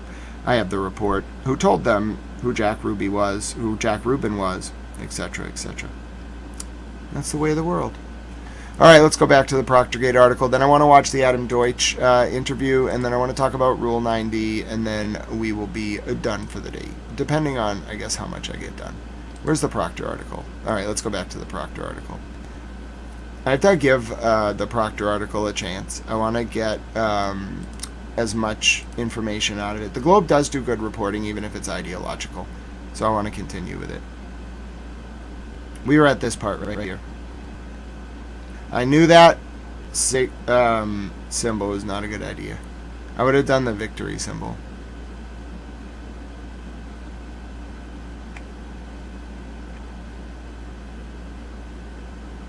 Let's go. Come on, British Reporter Towel, take it away. It's so nice to see you all, by the way, this morning. Thank you for listening to my rant there. Whenever I go on a JFK rant, it gets dangerous. Because inevitably I'll start talking about Watergate and the Bay of Pigs. We didn't even get through to the end of that story, by the way, which involves like Boston, the Bay of Pigs and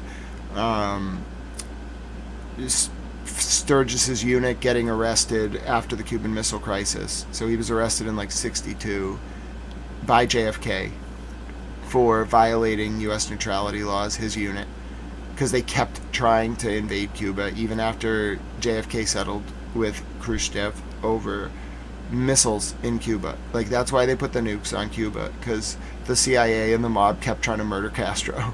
So JFK was like, all right, I'll stop them from doing that, and that's what cost him his life.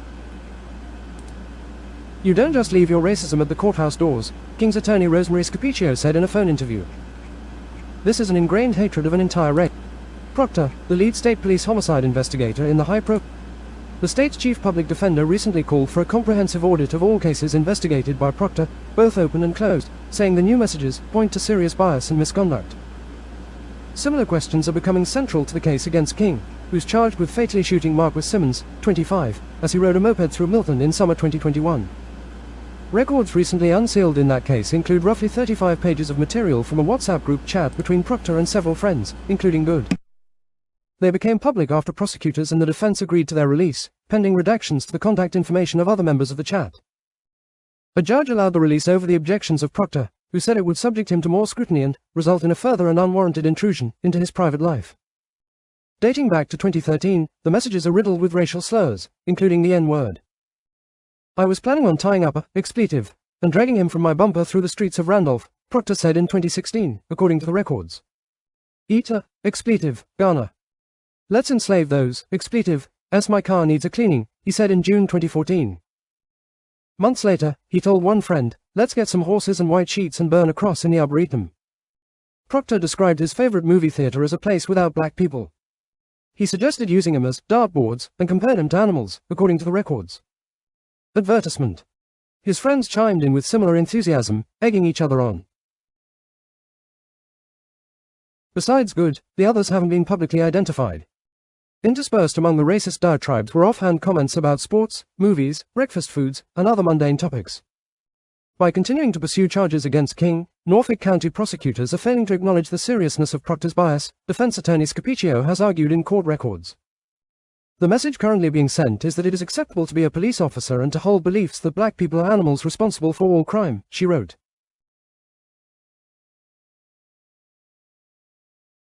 Scapiccio had filed a motion last year requesting access to information on Proctor's personal phone, which he said was necessary to investigate his motives in this case. The motion was granted.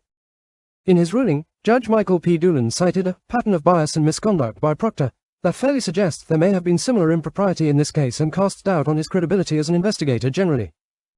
Proctor later filed his own motion, saying he got a new phone in February 2024 and started using an auto-delete feature that erases its contents monthly. It's therefore unlikely that Mr. Proctor has any relevant information in his possession concerning this case, his attorneys wrote. The unearthed WhatsApp messages suggest otherwise. Norfolk County prosecutors recently began disclosing potentially exculpatory evidence from the phone to defendants in other relevant cases. Reed's attorneys also requested to use the material in civil litigation. Their recent lawsuit cites a series of audio messages in which Proctor casually drops the N-word, demeans women, and jokes about planting drugs on someone. Referring to a car crash in Canton, Proctor tells Good, using a racial slur, actually, take your time, I saw, expletive, was involved, so I wouldn't rush if you're working. Let them die, according to the lawsuit. Advertisement. Lawyers for Proctor didn't respond to a request for comment. Reed's attorneys say the case sends a strong message to law enforcement. The days of hiding behind badges and promotions while peddling vile bigotry are over, attorney Aaron Rosenberg said in a recent statement. The truth is coming, and with it an unflinching reckoning. Karen Reed and her defense team gestured to supporters after she was found not guilty of second-degree murder in Dedham on June 18, 2025. Pat Greenhouse, Globe staff. The U.S. Attorney's Office in Massachusetts previously convened a federal grand jury to examine the state's handling of the Reed murder investigation. It's not clear whether the newly released communications were reviewed as part of that probe, which didn't result in any charges. Federal prosecutors later turned over a trove of sealed records to lawyers on both sides of the criminal case. Norfolk District Attorney Michael Morrissey has called the communications egregious and offensive. He's promised his office will continue working with defense counsel to ensure a fair and ethical prosecution of all defendants.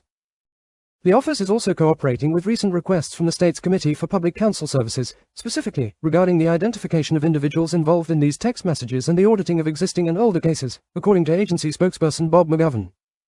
The committee made a similar request to state police. In a response letter to the committee last week, Jennifer Staples, State Police Chief Legal Counsel, said officials have compiled spreadsheets listing all the cases involving Proctor, organized by his level of involvement. She said they're cooperating with prosecutors and the courts, assisting with a lawful and orderly assessment of any issues that may affect pending cases, closed matters, or post-conviction proceedings. She also explicitly acknowledged the seriousness of the situation. The abhorrent statements made by Mr. Proctor reveal that this former employee held beliefs and engaged in conduct that is profoundly inconsistent with the department's values, professional standards. and expectations for all sworn members, the letter said. Advertisement. It remains to be seen how the legal system will handle the cases in question, including ongoing homicide prosecutions. Chris Dearborn, a professor at Suffolk University Law School, said he thinks any investigation Proctor touched should be closely re-examined. His conduct was shocking, offensive, and abhorrent, Dearborn said. As far as I'm concerned, you can't trust a single thing you put in a police report at this point.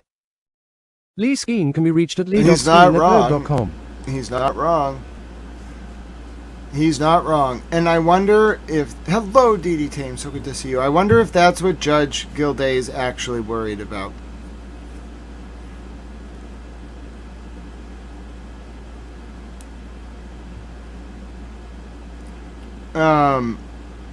But I will say, there was something that didn't make sense. All right, no matter how much I looked at it, there was something that just didn't make sense about Judge Gildea's order. And now I think I see what's actually going on. Oh, a pancake emoji. I can absolutely put that in the queue. You're wonderful, that one, Oracle. I knew something was wrong. Now I know why I had that feeling. And it's because I think that it's actually the implications of Michael Proctor's phone messages that's leading Judge Gildea to be so overly protective. It's actually the legal system itself. That's how big whatever it is Karen has stumbled onto. I did want to watch this Adam Deitch interview, though. But before we get there, I just want to bring you to one section of Judge Gildea's order, which talks about, and this is, I think, the big takeaway from his order yesterday, by July 9th, so Thursday, okay, Karen Reed and her team and the other parties to this civil lawsuit have to propose an order to Judge Gildea about future violations or protecting information related to Michael Proctor and other witnesses. That's under impoundment or protective order. But there was never a violation to begin with. And Karen's team, in order to file for reconsideration, this is the big takeaway, has to follow Rule 9D. Okay? Now, Rule 9D does say that they have to be served consistent with Rule 9A. Oh, Emily C's live today, so when I'm done, do go check out Emily C and the Sea Creatures as well. I just got the notification. I don't know if she's live now or later today, but I did get the notification. And so you have to serve it within 21 days of the original ruling or decision, okay? And you have to have newly discovered evidence. There has to be a change in law, or there has to be a particular and demonstrable error in the ruling or decision. It shall raise no new grounds other than those, and or for relief not raised in the original motion or opposition, and shall not reiterate previously advanced arguments. Well, they weren't really allowed to advance any arguments, okay? But the big takeaway here is that Rule 9A requires them to, we'll look at Rule 9A here. It requires them to do this.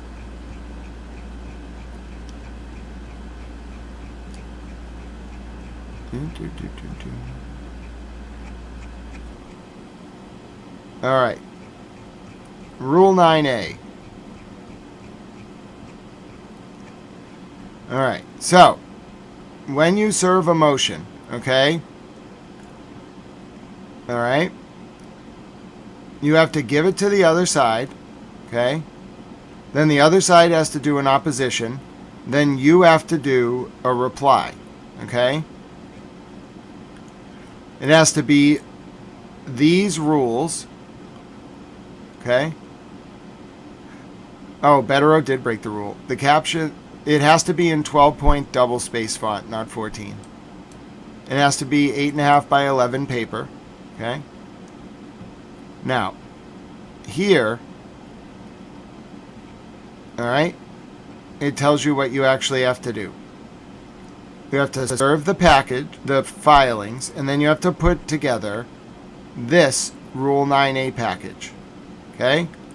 So you have to first serve the motion on the other party. Then you have to wait for the party. They have 10 days to respond.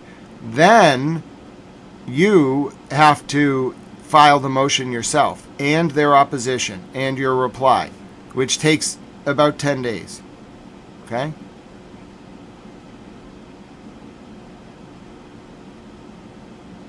Let's see if there's any exceptions.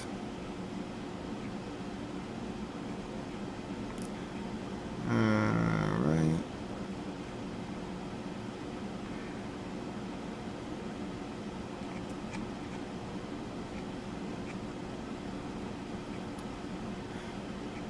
Yes, yes.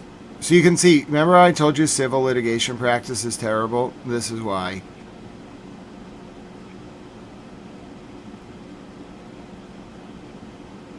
You can also submit a request for hearing. You have presumptive rights. Requests for hearings on the following motions will ordinarily be allowed. Attachments, trustee, so Rule 4.1, 4.2, Rule 12, Rule 53, Rule 56, Rule 65, Rule 66, and GLC 184, Section 15. Okay, and Karen's asking for a motion for reconsideration under what rule? So I don't think that falls under that one.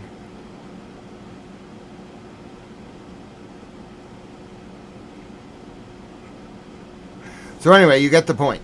That's what it's like to comply with Rule 9A. That's why Judge Gildea ordering that is making it impossible for Karen to even be heard on a motion for reconsideration, because she can't even docket it until she has to write it, send it to the other side. They have 10 days. They have to reply. Then she can docket it. Then she can get a hearing, which will be way after July 9th. T.A. Sarah, Mr. Betterow is very smart. Now let's learn a little bit about a Rule 9D motion, okay, which has to do with reconsideration.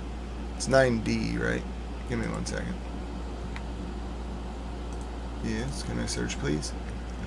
Oh, okay, 9D.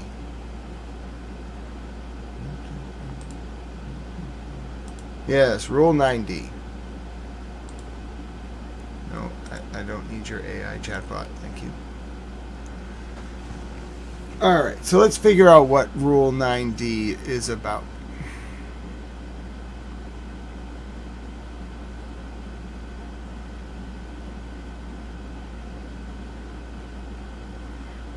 Okay, the rules of reconsideration apply with special force if the applicant has already received a written, reasoned explanation of a ruling.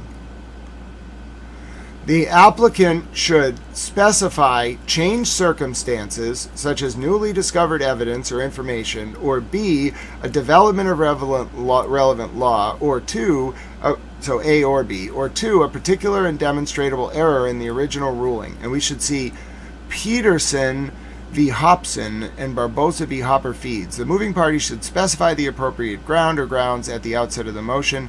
In the absence of that preface, a judge may exercise his or her discretion to refuse to entertain the motion. But it doesn't say anything about not putting the motion on the docket. After the denial of one motion, a second motion based on the same grounds need not be entertained.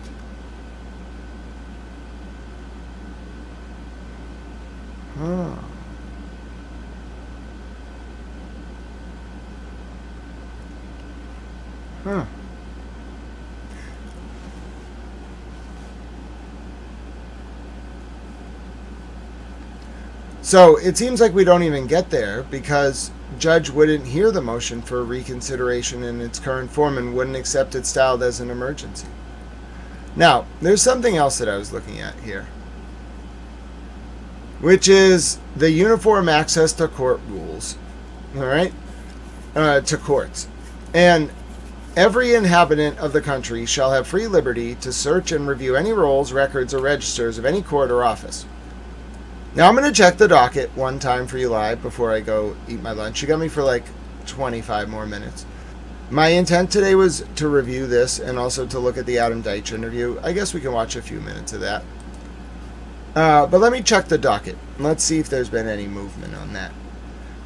My intent was really just to talk you through the implications of Judge Gildea's ruling. We went on a bunch of different tangents, but I feel like I really hammered home the point, which is the procedural irregularities and why my brain couldn't put it together until I realized that it's actually the systemic implications of Proctorgate that I think are at stake here. I'm going to check the Plymouth District Court docket right now. Thank you all for your patience. Thank you for watching Towel News. We went about 2 hours today. That's what I wanted to do for this breakfast stream. Now I'm going to go have some lunch. I'm a hungry cow. It's also raining here. It's been a little miserable. I hope you all are enjoying your morning. Well, you know, if society were truly terrible, we wouldn't even be talking about all of this. So, I think there's some hope yet. Alright, the docket hasn't really been updated. Judge Gildea's order from yesterday is the last thing up there. And I guess we'll watch a little bit of this Adam Deitch interview with Christina Rex. I want to comment on it a little bit. So, let me bring this over here. Let me close this. And then let me turn the volume up here.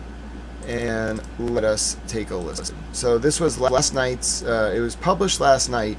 It was a long series of interviews with the candidates for Norfolk County District Attorney. And we're going to listen to the interview between Christina Rex and Adam Deitch. And I'm going to comment on it. And we'll do this till about the top of the hour. There's apparently some very interesting information in here. Thank you for joining us. Thanks, Appreciate Christina. it. Great to We might do it at a little bit of a faster speed to get it done before the top of the hour, but it should be fine. Christina's going to sound a little bit like a chipmunk, so will Mr. Deitch, but it'll be fine. be here. I'll give you the same starter question I gave everybody, which is also probably the easiest. Introduce yourself and tell us why you're running. Of course. I'm Adam Deitch, and until November, I was a federal prosecutor at the U.S. Attorney's Office in Boston. I was doing mostly public corruption cases around Massachusetts, but ultimately had a series of cases taking place in Norfolk County. And it got to a point where I was looking at case after case, and I literally said out loud, what on earth is going on in Norfolk County? So I launched this campaign, and I'm running now full-time because I believe what this DA's office needs is wholesale, cultural, systemic change. The kind of change that can only come from a change in leadership, ideally an outside perspective, somebody who has experience prosecuting police misconduct cases and public corruption cases. Why would you leave a federal job to try and be a county district attorney? Yeah, so I think, for the longest time, being a federal prosecutor was my dream job. And when I got a job in the Boston U.S. Attorney's Office, one of the most elite prosecutors' offices in the entire country, I was beyond excited. Coming back to New England, where I grew up, and I loved every minute of that job. But literally, I started working on cases in Norfolk County and saw things happening that made me realize this district attorney's office is broken, and I am uniquely situated to solve those problems. Okay, I've asked everybody this as well, and since you're talking about how you feel like an outsider needs to come in, what would your plan be if you're elected to this position, as far as staffing goes? There are people who've worked there for decades. Would you be cleaning house? Would you be making people reapply to their jobs? What would your plan be? It's a great question, and I think, first of all, the next DA is going to have to demonstrate a level of firm, thoughtful, decisive leadership. I think, number one, there are a lot of things this DA's office does well, and there are people who are career public servants who go into work every day, they work hard, they do the right thing. I want to embrace and strengthen the things the DA's office does right. But I think what's happened over the... Sure, and just so people understand... Come on now. We're back. Hello, sorry about that. His point here is not lost on me. I've sat in Dedham District Court and just watched, waiting for various cases to be called. Line prosecutors work very hard, especially in district court, and they're not, charging people gratuitously. Oftentimes, they're, negotiating diversion programs. They really are, they're overworked and underpaid. That's why when the bosses do bad things at the top level, it, makes people not want to be prosecutors, and then the system, grinds to a halt. For the past few years is that it's not just me, and I'm sure it's not just you. A lot of people have seen how broken aspects of what this... Actually, let me give you an example. One time in law school class, I forget which one, the professor, there was about 60 of us, asked us to raise our hands if we wanted to be defense attorneys. It was a criminal law class or something, if we were thinking about criminal law. Of the people that raised their hand, every single one of them wanted to be a defense attorney. Then he was like, well, who's thinking about maybe being a prosecutor? Now, I'm not going to be a lawyer, but I was the only one who raised my hand. Nobody wants to do it. This DA's office has become. And so we're going to need to make real changes. And nothing will happen overnight, by the way, but we're going to have to be firm and decisive about what is broken and how to fix it, and bringing in new blood and new people to handle some of those tasks. It's not just that... Because if you think what a prosecutor does, they're intervening at the worst moment of someone's life, oftentimes with very heightened emotions, like victims who want certain outcomes, families who want certain outcomes, a defendant who wants a certain outcome. It's very intense. You have to make the calls all the time, and what is to you like a low-level misdemeanor might be like the worst thing that's ever happened to someone, and you got to deal with like 50 to 60 of these cases a day, and then you got to know where they are all the time in the process, and you got to know who the people are involved. It's a lot, and you don't get paid at all. You make, compared to lawyers that work at private firms, you make nothing. You know what DA's offices are known as? Places to get trial experience. Because no, like, first-year attorney at a private firm is going in and getting trial experience. You're going to make 6 figures or more, but you're going to work 100-hour weeks, and you're not going to trial. You are doing research and writing stuff. As a prosecutor, you're going to work 80-hour weeks and get paid like $40,000 a year, maybe a little more now, by the grace of God. But you're going to trial all the time. Pre-trial motion arguments, motions to dismiss, motions to suppress, you name it, you're going to do it. And it's Lumen Martin hearings, Daubert Lonergan hearings, Rule 14, Rule 17, you name it. You want to be involved in criminal law, the place to get the experience is either like being a reporter or just being interested. Like, I've probably watched no less than 100,000 hours of courtroom proceedings in Massachusetts, because I find it very interesting. I just go sit there. Even if I'm going to do a case, like cover a case or two, I'll sit there all day. I just like to watch and learn. So I know all of this. But the point is, if you want to, as a 22-year-old lawyer, like fresh out of law school, like, or 25, whatever it is when you get out of law school, most of the time, you want to get trial experience, you got to work for no money in district or superior court. And it's tough. It's a noble profession when done right. You actually can like make lives better. You can make victims feel like they got a resolution. You can improve the lives of the defendant. You can like ward off like unnecessary prosecutions. You can make sure that people who do really bad things are held accountable. You can use the system's resources appropriately. Like, all these are good things, but it's not a glamorous job. It's tough, unless you're corrupt, in which case it might be a little glamorous. But if you just play it by the book, it's boring. It's not just boring, it's like immensely stressful, incredibly like depressing, because most of the time, some cases have a very clear right and wrong, even when there's a cover-up. Like, there's a very clear right and wrong. Most cases are just sad, really. Like, there's a reason most people don't like learn about most criminal cases, because they're just sad. It's like somebody's like parent died, and then they were mad, so they like started yelling, and then some other guy like punched them in the face, and so they like stabbed the guy, and now you gotta like determine how to punish the guy who stabbed the guy, you know? And yeah, it's sad.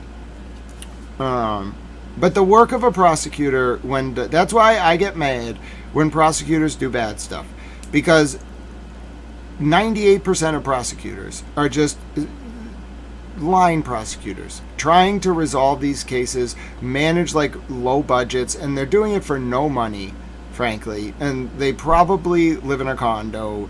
They probably have like a Toyota. It's not a glamorous life. But then the 2% that are corrupt or like whatever, when they do bad things, it stains the entire profession of a prosecutor.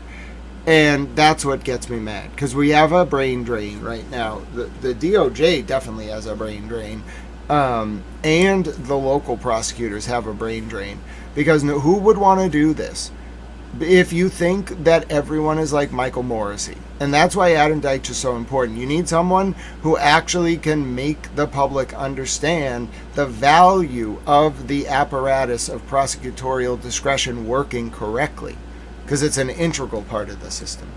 The DA's office and the prosecutors and the legal staff, it's also the state police detective unit that is housed at the DA's office. Right. They report up to the DA, and they lead investigations of unattended deaths throughout Norfolk County, including, of course, in the death of John O'Keefe and the death of Sandra Birchmore as too. They also investigate, importantly, child abuse, human trafficking, sex trafficking. That was John Fanning's unit, in fact. They have 4 branches: homicide, SA, child exploitation, online crimes, and then robbery, I want to say, and one other division. Two very high-profile examples. But your plan is not to come in and fire everyone. No, and I know there's a candidate in the race who has said that everyone in the office is going to need to reapply for their jobs. That is not my message at all. Okay. And I think I want to meet people where they are. I want to be thoughtful about the leadership of the office, and I want to make sure that I get to know people who are there before making some of the more significant personnel changes that ultimately will need to be made. I'll also say this: it won't just be me. I intend to bring in a team to help me lead the office to balance out my federal criminal experience with state criminal experience. And the key aspect there is I will bring people who've been supervisors in other days off, for example, who share my values and share my positive vision for the future of the Norfolk County DA's office. So we're going to get into the specific cases that have kind of plagued this county lately. But first, I want to ask you about DA Michael Morrissey in particular. He's been the DA for 16 years. He's not running for re-election. Obviously, all of you are running to replace him. What's your position on him right now, and in particular, how he's handled the public pressure the last few years? Yeah, I mean, I'll go backwards. Just a few weeks ago, when a trooper who's in that state police detective unit, Michael Proctor, when his text messages became public, I immediately, that day, I think on your air, called for Michael Morrissey to resign his position immediately. It shows a utter lack of supervision of that state police detective unit, and it's just another horrifying illustration of some of the cultural problems that have been allowed to fester in the DA's office. This is one trooper whose text messages the public has now seen, and they are the most horrifying, racist, bigoted, misogynistic, anti-Semitic, homophobic text messages that I think anybody has ever seen. And it demonstrates a failure of leadership. Anyone who's in that line of supervision should be held responsible for what's been going on.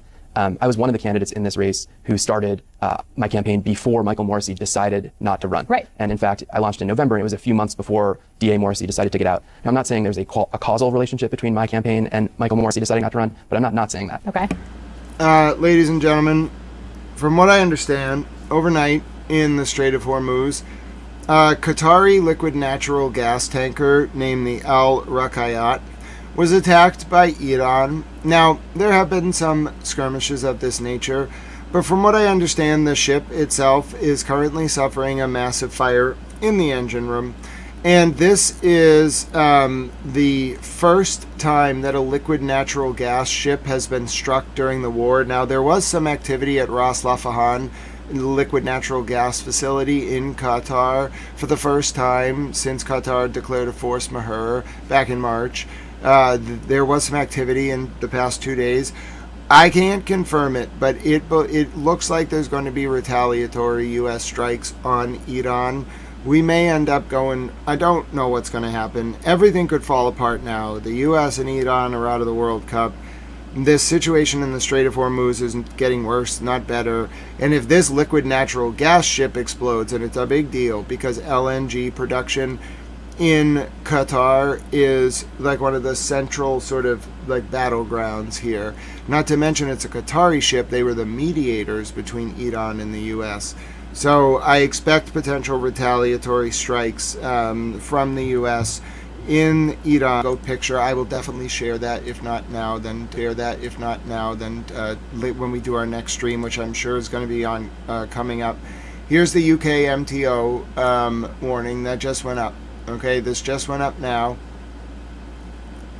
All right. This is where the attack was.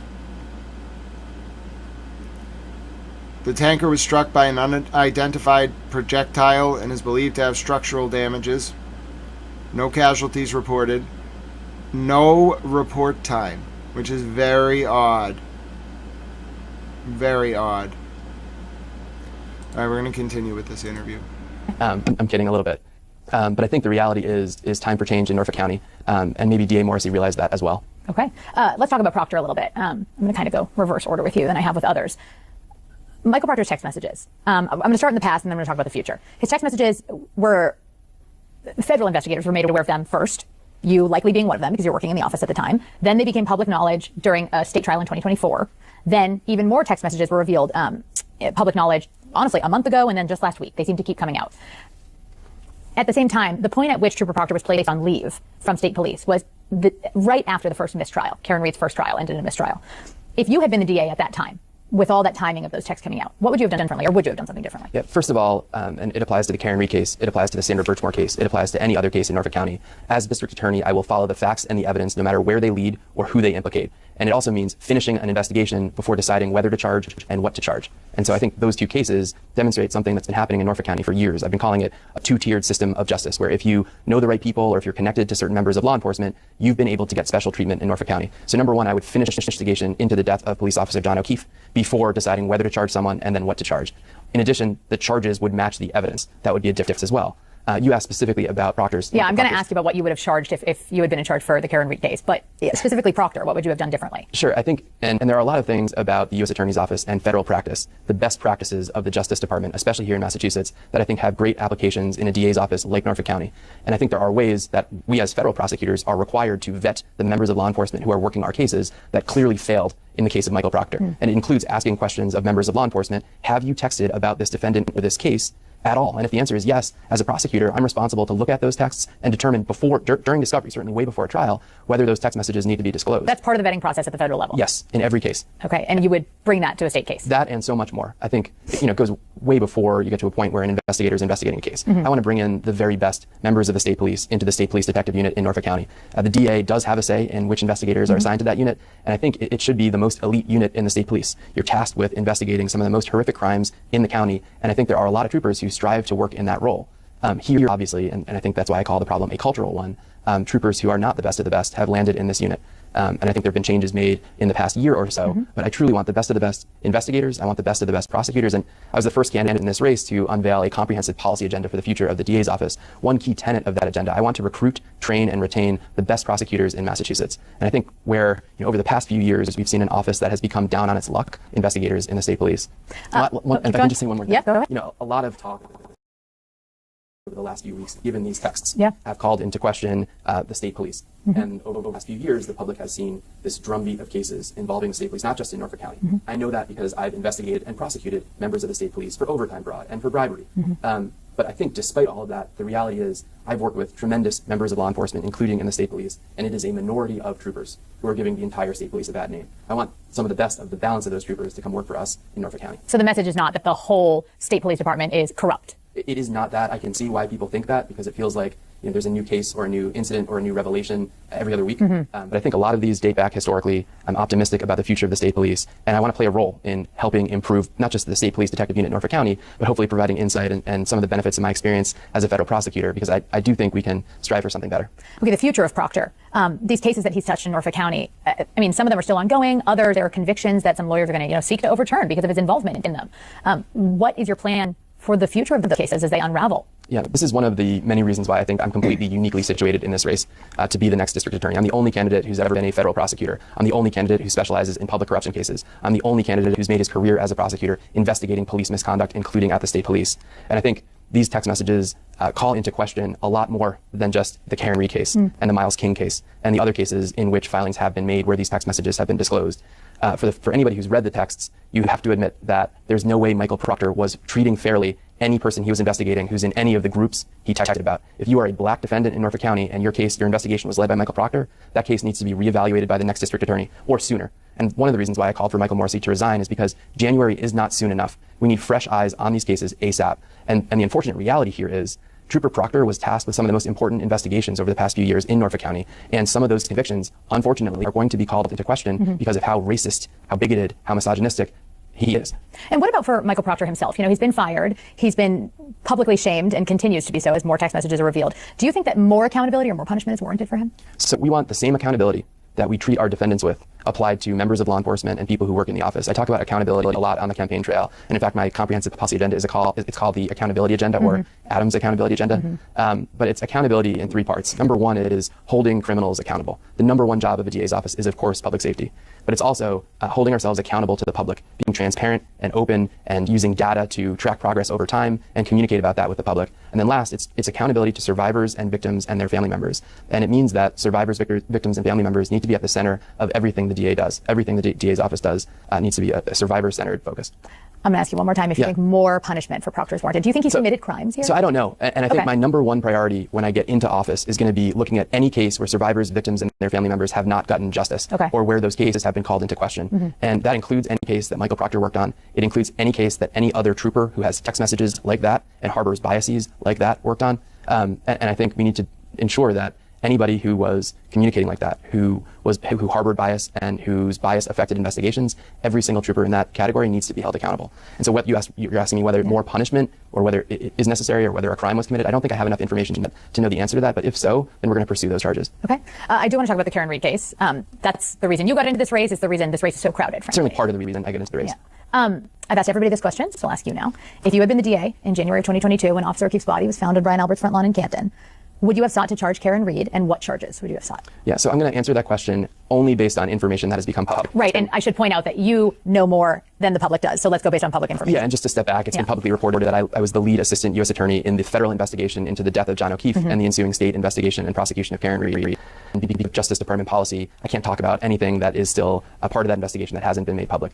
What I can say, though, is this. That case, to be sure, brought to light deficiencies in this DA's office that are part of the reason why I'm running. And part of the reason the public is so angry about what's been going on in this DA's office. You asked what would I have charged on January 29th, 2022. Well, first of all, I wouldn't have drawn any conclusions on January 29th, 2022. I would have ensured that investigative steps were taken. You and I are not trained investigators unless, Christina, you are. I'm not. No. But there are things that you and I would have done when John O'Keefe's body was found that were never done by the state police. You and I would have secured the crime scene. You and I would have asked to search the house. You and I would have we would have conducted interviews of people who were in the house.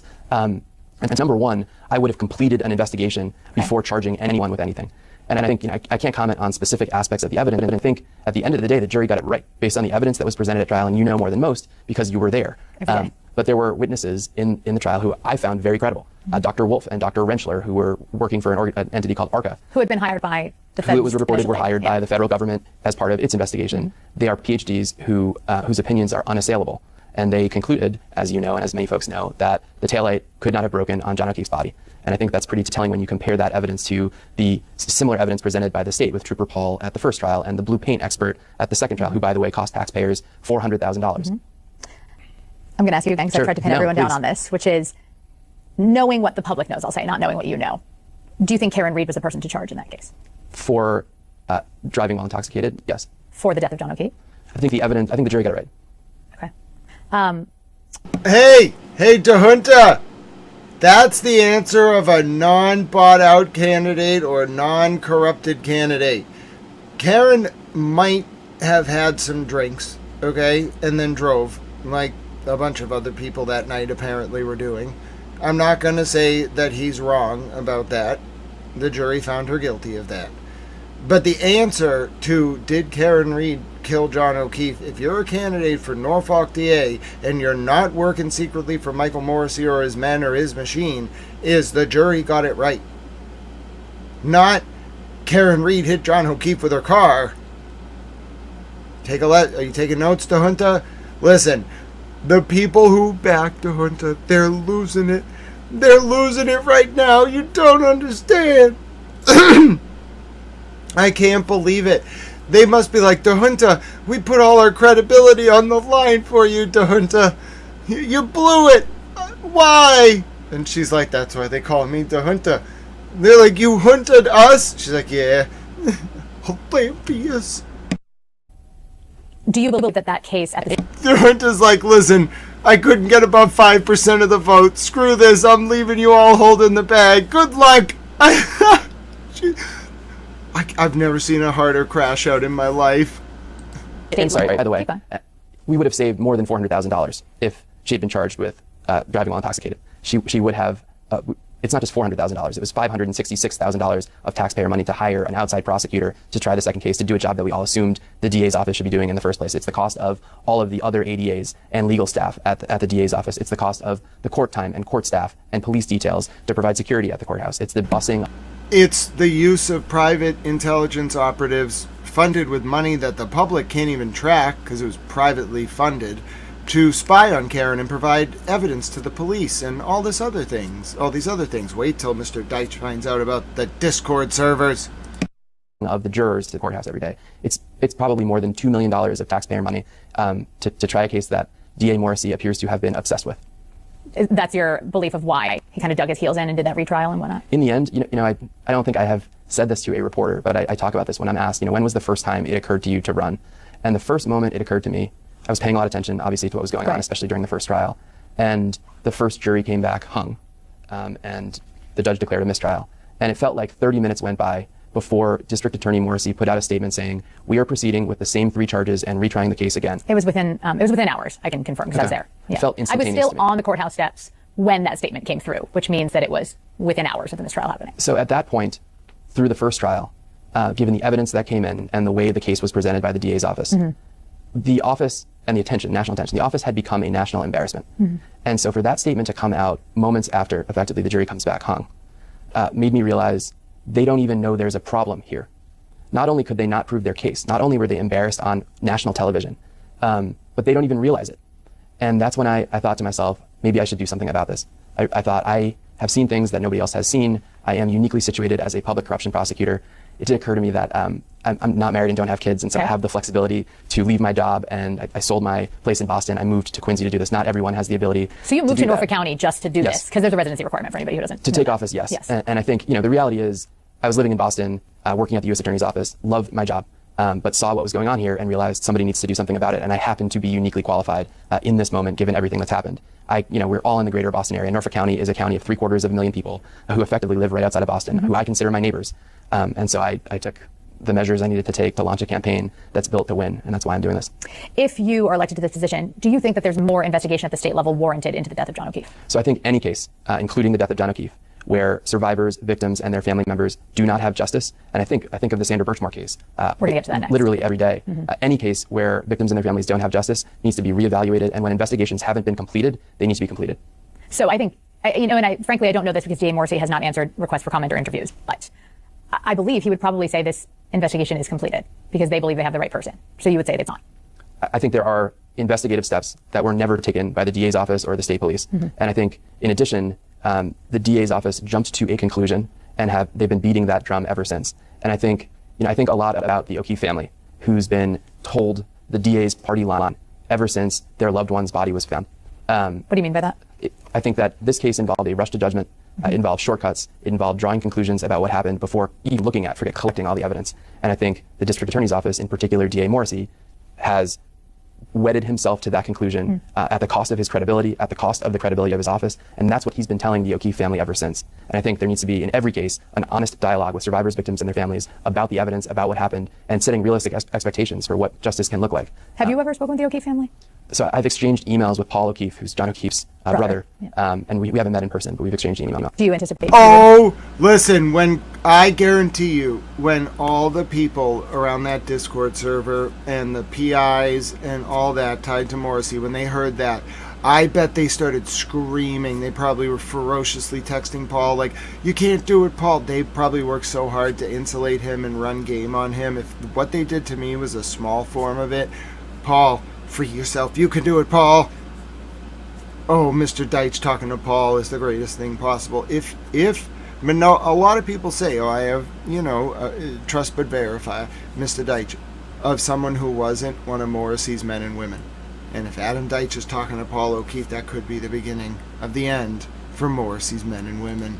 Meet with him? I told him I would, absolutely. And I hope that certainly as DA, I think one thing that... You should do it, Paul. Listen, Paul, I know it could be scary, okay? I don't know if it's Kate.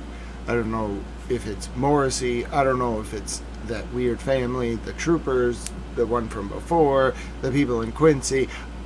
I'm not into that. I don't know, but you can do it. Mr. Deitch has got friends. You can do it, Paul. Just talk to him, sit down with him. It'll be great.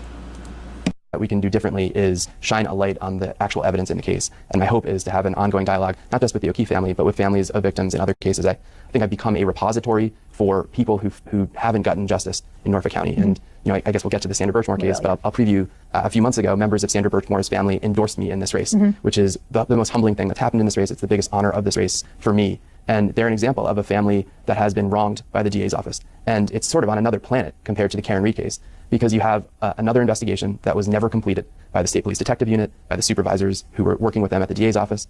And the themes are remarkably similar. You've got a rush to judgment. you've got shortcuts taken, you've got a conclusion drawn before the evidence is suspected. And in both cases, the U.S. Attorney's Office felt compelled to step in, and in that case, actually charge someone with Sandra Birchmore's murder. Right. Because the U.S. Attorney's Office and the FBI actually looked at the evidence in the case and completed an investigation and realized it's a murder, not a suicide.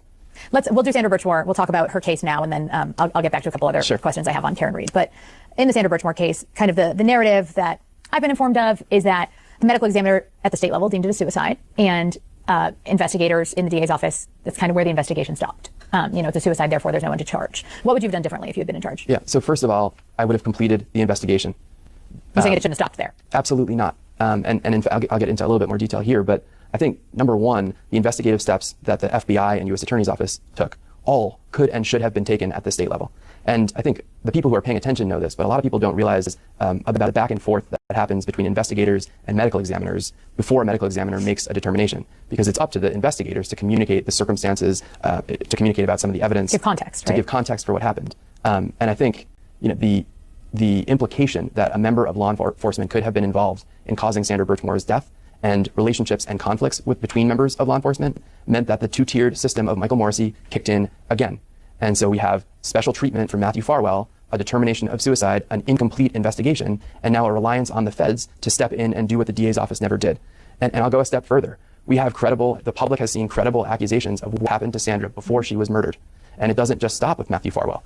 And you know better than most, and because of the strength and fortitude of Sandra's family, who've been beating the drum on this for years, and the reporting of people like you and Laura Cromaldi at the Globe, the story has gotten the light of day, thank goodness.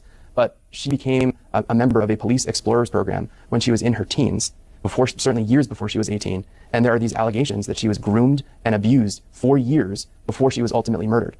Those are state crimes too. And so as DA, and certainly in consultation with the members of Sandra Birchmore's family, the family members of a victim of a murder, or it's an alleged murder, so I want to be careful with that, but certainly that's what the evidence shows. If there were other crimes committed, they need to be investigated, they need to be prosecuted, and we shouldn't be waiting for the U.S. Attorney's Office to step in every time a serious crime is committed in Norfolk County. Do you mean by the other officers involved with Sandra Birchmore? If they did what they're alleged to have done, those are state crimes that need to be investigated and prosecuted to the fullest extent of the law. And then what about any state crimes, including murder, that Matthew Farwell might have committed? Is it worth moving forward on state charges at this point, now that the feds have taken this case? Yeah, it's a great question. It's a question I get asked a lot. And I sometimes get bogged down in the nerdy details of the law here, but the federal case against Matthew Farwell is much more complicated than the state murder case would be. Right, because isn't it like murder of a witness? It's a version of an obstruction of justice statute federally, where you don't have to prove just that he killed her and that he intended to. You have to prove that the reason was to conceal evidence or testimony relating to a different crime. Whereas the murder case in the state is, did he kill her? Did he intend to? And it's a much more straightforward case.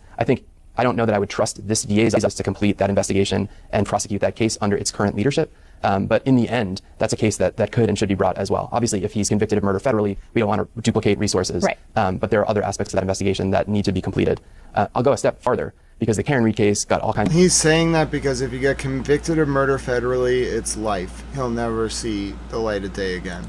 Of attention, and the Sandra Birchmore case, because of her family and the reporting, got all kinds of attention. But those two cases raise what I think is actually the most terrifying question, which is because most defendants, most victims don't get the kind of attention that these two cases got. It raises the question, what else has been going on in Norfolk County that we don't even know about?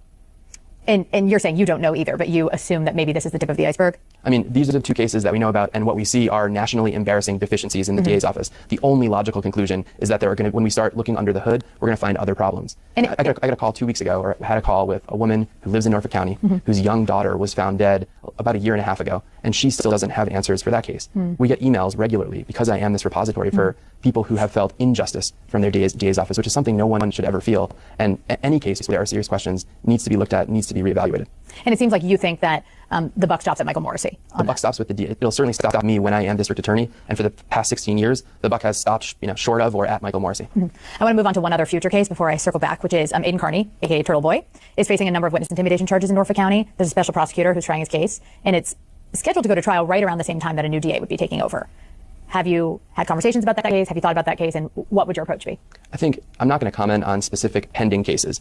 But I will say that I call into question the decision-making of the DA's office based on everything I've seen in cases that I've either investigated or looked at. And I think we need a fresh set of eyes on anything that this DA is doing. I'll also say the use of special prosecutors has gotten completely out of hand. We have an office that has a limited budget, most of which goes to salary, and we need to be handling cases with competence and trust and professionalism inside the DA's office. I get asked a lot about corruption in Norfolk County and police misconduct in Norfolk County. And one aspect of my policy agenda is establishing a first-of-its-kind anti-corruption task force in Norfolk County, where we dedicate a senior assistant district attorney and one or more investigators to fielding complaints about public corruption and police misconduct, isolating those people so there isn't a conflict with their other cases, and handling those cases in the professional way we've come to expect from the U.S. Attorney's Office, for example. Wow, wouldn't you know it? Instead of hiring special prosecutors to cover up crimes and charge people who ask questions, you're going to create a unit to investigate corruption based on citizen complaints? Who knew? Government can work efficiently after all. I think we can do that kind of work. I think we can do it without as many special prosecutors, and I look forward to doing that. So I'm taking that you would look at the case with a fresh set of eyes. Is that fair? I would look at every case that we're doing with a fresh set of eyes, including that one. Have you made any promises or suggestions about what would happen to that case if you were to take No, it? absolutely not. And I'm trying not. Christina, stop trying to bait Adam Deitch into violating the rules so that he can't have input on Aiden's case. Oh, Christina does not like Aiden. She's never said anything to me about him, but that question, Christina, Miss Rex, I think she's wonderful. She's very smart. I cannot sing her praises enough, but that's a setup question. That's a question so that Deitch will say X, Y, or Z, and then he can be held accountable when he tries to make a prosecutorial decision if Aiden's case is still going in January of 2027. Bad, Christina Rex. No! Very tricky. You think you're going to trick a lawyer, though? Deitch is smarter than that. Not to comment on specific cases until I get in there and read every page of every file. Okay. I want to talk a little bit about your campaign contributions, because you are certainly someone who has raised a lot of money compared to other candidates. And there's, for our viewers who might... If she says the words, and some of these donations have come from out of the county, I'll know Kate Peter got in her ear. No, Christina, stop talking to Kate Peter. She's dangerous. She's a subversive. She was a PI. She's all dangerous. She might have pimped her roommate. Don't get me started. I'm all mad. I don't know Thank this. you for noticing. Yes, I did. I did some research. For viewers who might not know this, there's limits on what people can donate, right? I believe it's $1,000 per person per calendar year. Exactly. That being said, you have maxed out that rule, $1,000 per person per calendar year, from Alan Jackson, Karen Reed's lawyer, Karen Reed herself, Karen Reed's... Okay, that's not where I thought this was going. What a shock. Someone against corruption is getting donated money from people who were subject to corruption. Wow. Father, Bill Reed, who even when I interviewed him recently, in our interview, mentioned you and encouraged people in Norfolk County to vote for you. David Yannetti as well, Karen Reed's... he also mentioned De Junta a few months ago, and so... Clearly, Mr. Reed was just trying to find a non-corrupt candidate. He swung and missed on De Junta, though. Lawyer, I believe David Yannetti's wife as well was on the list. These are people who have endorsed you, and while none of them live in Norfolk County, they're maybe the most, famous current defense team. Told you she was going to mention people outside Norfolk County. The county. What do you think it says about your campaign that to have them behind you, and also what is your relationship with them? Yeah, so I guess first of all, I'll say that I'm so excited and proud. We have the greatest amount of money raised from individual donors. We have now the largest number of individual donors of any candidate in this race, and it takes a lot of work. That part of the campaign is not fun. I'm proud to have support from hundreds of the people in Norfolk County and Massachusetts, and my network includes people who are out of state. I think I should point out here, because it was going to be my next question, but you're talking about it. More than half of the money you've received is from people who... Damn it, Christina! Advisors are listed out of state on the campaign contribution site. I know that more than half of my donors are here in Massachusetts, for sure. The people, yes. And we're, in fact, on pace. Pick a handle. We just closed a loophole about that, actually. We raised it up to 18 when there's a mandated first reporter involved. But yeah, it's not good. I think New Hampshire might be even lower. But yeah, it's a byproduct. I think around the United States, the ages, as people lived longer, the ages quickly rose. But some states, especially New Hampshire, apparently, they're a little behind the times. It's maybe why Ghislaine Maxwell lived there. to be first or second in the race by September 1st in terms of total dollars raised and total individual donors in Massachusetts. In addition to that, we have a ton of support around the country. And I think it falls into two buckets. One, I lived in New York before. I have close friends across the country. The people who know me best believe that I will be great at this job. And then I think it shows the national level of the deficiencies and the problems in this DA's office. There are people... Right, isn't this a positive? The country is interested in this race. The only people who think that Adam Deutsch being supported is a negative are Michael Morrissey, his PIs, his informant network, and his cops, and the people who ran the, quote, redacted around him, etc., etc., etc. Across the country who are paying attention to the Norfolk County DA's office, and they believe that I am the best person to solve these problems. You asked specifically about Karen Reed and her family and her defense team. I think I'm proud to have the support of the people who care most about change in the DA's office. And I have contributions from friends and family members of Sandra Birchmore. The people who've been affected most by some of the deficiencies in this office have endorsed me, are supporting me, and I'm proud. Yeah, wait a minute. Kate Peter and Michael Morrissey's PIs and informants didn't say anything about Sandra Birchmore's family supporting and endorsing Mr. Deitch. Oh, that's right. That doesn't play as well when trying to manipulate the media. Proud to have their support. You asked about my relationship with Karen Reed. Yeah, I've seen pictures of you two together seemingly on the campaign trail. So 2 weeks ago or 3 weeks ago, we hosted a kickoff for our campaign office in Quincy, and I didn't know she was coming. Karen Reed came. That was the first time that I met Karen Reed. That's the first time I ever spoke with Karen Reed. But I am so proud to have her support and her dad's support and her family's support and David's support because I think they've, had... Because remember, Karen, when the case first started, she knew Josh Levy, who was Adam Deitch's boss. Because remember, Rachel Rollins never investigated this. She was kicked out of office starting in the summer of 2022. By May of 2023, she was gone. It was Josh Levy who was Adam Deitch's boss. Levy actually testified against Rollins. Rollins is very bitter. She hates all those people from the U.S. Attorney's Office who exposed her corruption in the attempt. Rachel Rollins attempted to manipulate a Suffolk County DA race in 2022 between Kevin Hayden and Ricardo Arroyo using the U.S. Attorney's Office. Got caught, referred for criminal charges by the DOJ OIG, and then only avoided criminal prosecution, I think, because she knew Biden's wife in 2023. Trump could still charge her. President Trump could still charge her from the U.S. Attorney's Office at that time. And, it explains why. Because they were the ones who testified against her, including Adam Deitch's boss, Josh Levy, who was one of the main people that testified against Rollins and resulted in her being pushed out of office.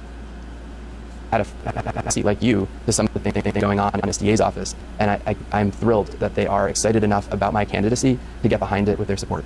Do you think that the campaign contributions that you have, including those out of state, will transition into votes? What do you think it says about the fact that you have either out of state or out of county contributions in terms of what it'll mean for you getting elected? Yeah, so first of all, I'm most proud of the contributions and the tens of thousands of dollars we are raising on a quarterly basis from people in Massachusetts and from people in Norfolk County. The amount of support we have in the county and the momentum that we're building is really gratifying, and it makes me excited about what's going to happen on September 1st. But second, I think what it says is that we're building a campaign that's going to win. We're building an infrastructure with paid staff and a strategy that is going to communicate with voters about our positive vision for the future of the DA's office. I think the reality, it's a huge county. County's the size of a congressional district. And so in order to communicate with the voters who are going to decide this election, you need money, you need resources, you need infrastructure. And it's not, I said this before, it's not the part of the campaign, but the reality is we're taking this very seriously. I did not leave my job, sell my place in Boston, move to Quincy to run and lose. I'm in it to win it and to be the next DA, to bring competence and trust and fairness back to this DA's office. And part of that is building a campaign that has the infrastructure to win. I promise this is my last Karen Reed question. But, you have, for better or for worse, you are this quote-unquote Karen Reed candidate, right? Endorsed you. Her family has endorsed you. And at the same time, you've received... Why isn't he the Sandra Birchmore candidate? Huh? What are you doing here, Christina? You're talking to who? Who's in your ear? Criticism for your perceived relationship with them. You just said that was the first time you'd ever met Karen Reed or ever spoken to her. Can you just clarify what... Actually, I sent a thank you note to her and her family members after they contributed in 2025. Okay. But it was the first time that I met or spoke with her. Can you clarify your relationship just with her and with Alan Jackson, her attorney? I think I'm their chosen candidate to lead the DA's office in 2027. Okay. Have you spoken with Alan Jackson more often than Karen Reed? I've spoken with Alan Jackson more often than Karen Reed. He's a supporter who's asked about different ways that he might be able to support the campaign, and I've spoken with him several times. Including before you were running?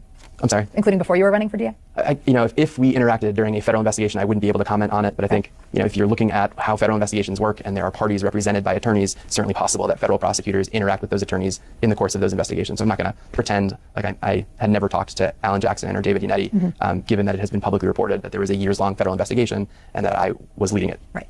I have asked everyone this question. I'm curious your answer. Which, by the way, if that's true, it also means they've seen the kind of prosecutor I am. And so that, I think... And chosen to endorse you. And chosen to endorse me. Who do you consider your biggest competition in this race, and why? So I think the biggest challenge in the race is that despite all the publicity, and I've now had thousands of conversations with voters across Norfolk County, there are so many people who do not know who their DA is and do not know what the DA does. And so information, really. Yeah, a little bit that. Yeah. It's a down ballot race in a non-presidential election year. And so the biggest challenge, the biggest competition we have are people who, when they get to that part of the ballot, might not check a box. I think a lot of it is competing against blank. And I think there are other candidates in this race who are qualified. I think I bring to the table a completely unique set of experiences and skills and differentiate from them. But really, I'm hopeful, and I'm glad that we're doing these interviews and that you're doing this reporting, because I'm hopeful that over the next 9 weeks, people start paying attention and realize what I've realized, which is the district attorney is in many ways the most important elected official in any community. On the day that somebody needs their DA's office, God forbid, it is usually on the worst day or one of the worst days of someone's life. Either you or a family member has been the victim of a serious crime, or you or a family member has been arrested for a serious crime. And on that day, it almost doesn't matter whether Adam Deitch is the elected district attorney. What matters is that the people that you're dealing with at the DA's office are competent and trustworthy and professional, and most of all, treat everyone the same. And that hasn't been the case in Norfolk County for years. That will be the case under my leadership as DA. You don't want to name a specific person who you think is your top competition? I've gotten to know a lot of the candidates. We go to these. I've heard that. His top all those other people are just distraction candidates, Christina. His only competition is people who don't know about the race. That was a good interview, though. Christina was great, but did you see her bias come out at the end? She doesn't like Turtle Boy, in my opinion. She's never said anything about him to me. But that's my read of it. And she talks to Kate Peter or someone in Morrissey's orbit, and she doesn't realize what they're doing. They're very manipulative. And those questions about the donations, and then trying to say he's the Karen Reed candidate, why isn't he the Sandra Birchmore candidate? That's pure Morrissey propaganda, laundered through his PI stooges. But yeah, my name is Grant Smith Ellis. And I think we're going to pick up with a few things tomorrow. I want to do, unless there's an attack by American Iran later today, tomorrow I want to do the color Sally Port video. I want to tell you about my trip to see Towel Nana. It was great. And then I also want to do the analysis of, there's one more interesting thing I wanted to analyze. Did we hit them all? We might have hit them all, actually. So I want to narrow in on that Sally Port video because we watched the Deitch interview already. Where's the Justin Root candidate? The Enrique Delgado Garcia candidate? I agree with you, 3 Clerk Monty. Towel Nana's wonderful, Bunny. Natalie, it's so good to see you. No Word Salad, hello. Aussie Cheryl, so good to see you. Pick a Handle. Lexi, all of you who are here today. Now, my voice is getting sore, so I try to limit my streams to like 2 to 3 hours these days, and then it feels better. If you want to support this stream, this is Towel News. My name's Grant Smith Ellis. I'm going to finish up now. I went 25 minutes over how long I wanted to go. You can find more youtube.com/@GrantSmithEllis. Feel free to leave a like or a subscription or whatever you want to do. You can become a member. Thank you to Chat Mom Lynn and all the people, Water Under the Fridge, and others who supported the channel today. Thank you to everyone who was in chat. Thank you all for being you. I'll do Tip a Canoe and Tyler 2 before we get out of here, but I would be remiss if, Mom Bunny's ahead of me. If you want to buy me lunch or a coffee, I need some tea today because my throat's not feeling very well. I had a surgery yesterday. I was a little delirious. We still did a stream. We have ways to donate. You can scan either of the QR codes on the screen. There's also links. There's a Cash App, # Grant Smith Ellis, a Venmo @Grant-E1. The picture is of an inflatable Elmo. And then the PayPal is paypal.me/Grant Ellis. If you want to join our Discord, go ahead and follow the link in the chat or the description. Great way to hang out with some towel friends. It's always a great time in there in the mornings. I get up before everyone else, but, it's active. And if anything ever happens, you'll know, trust me.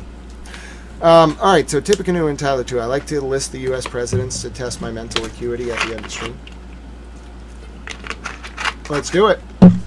President Washington, President Adams, President Jefferson, President Madison, President Monroe, President Adams Jr., President Jackson, President Van Buren.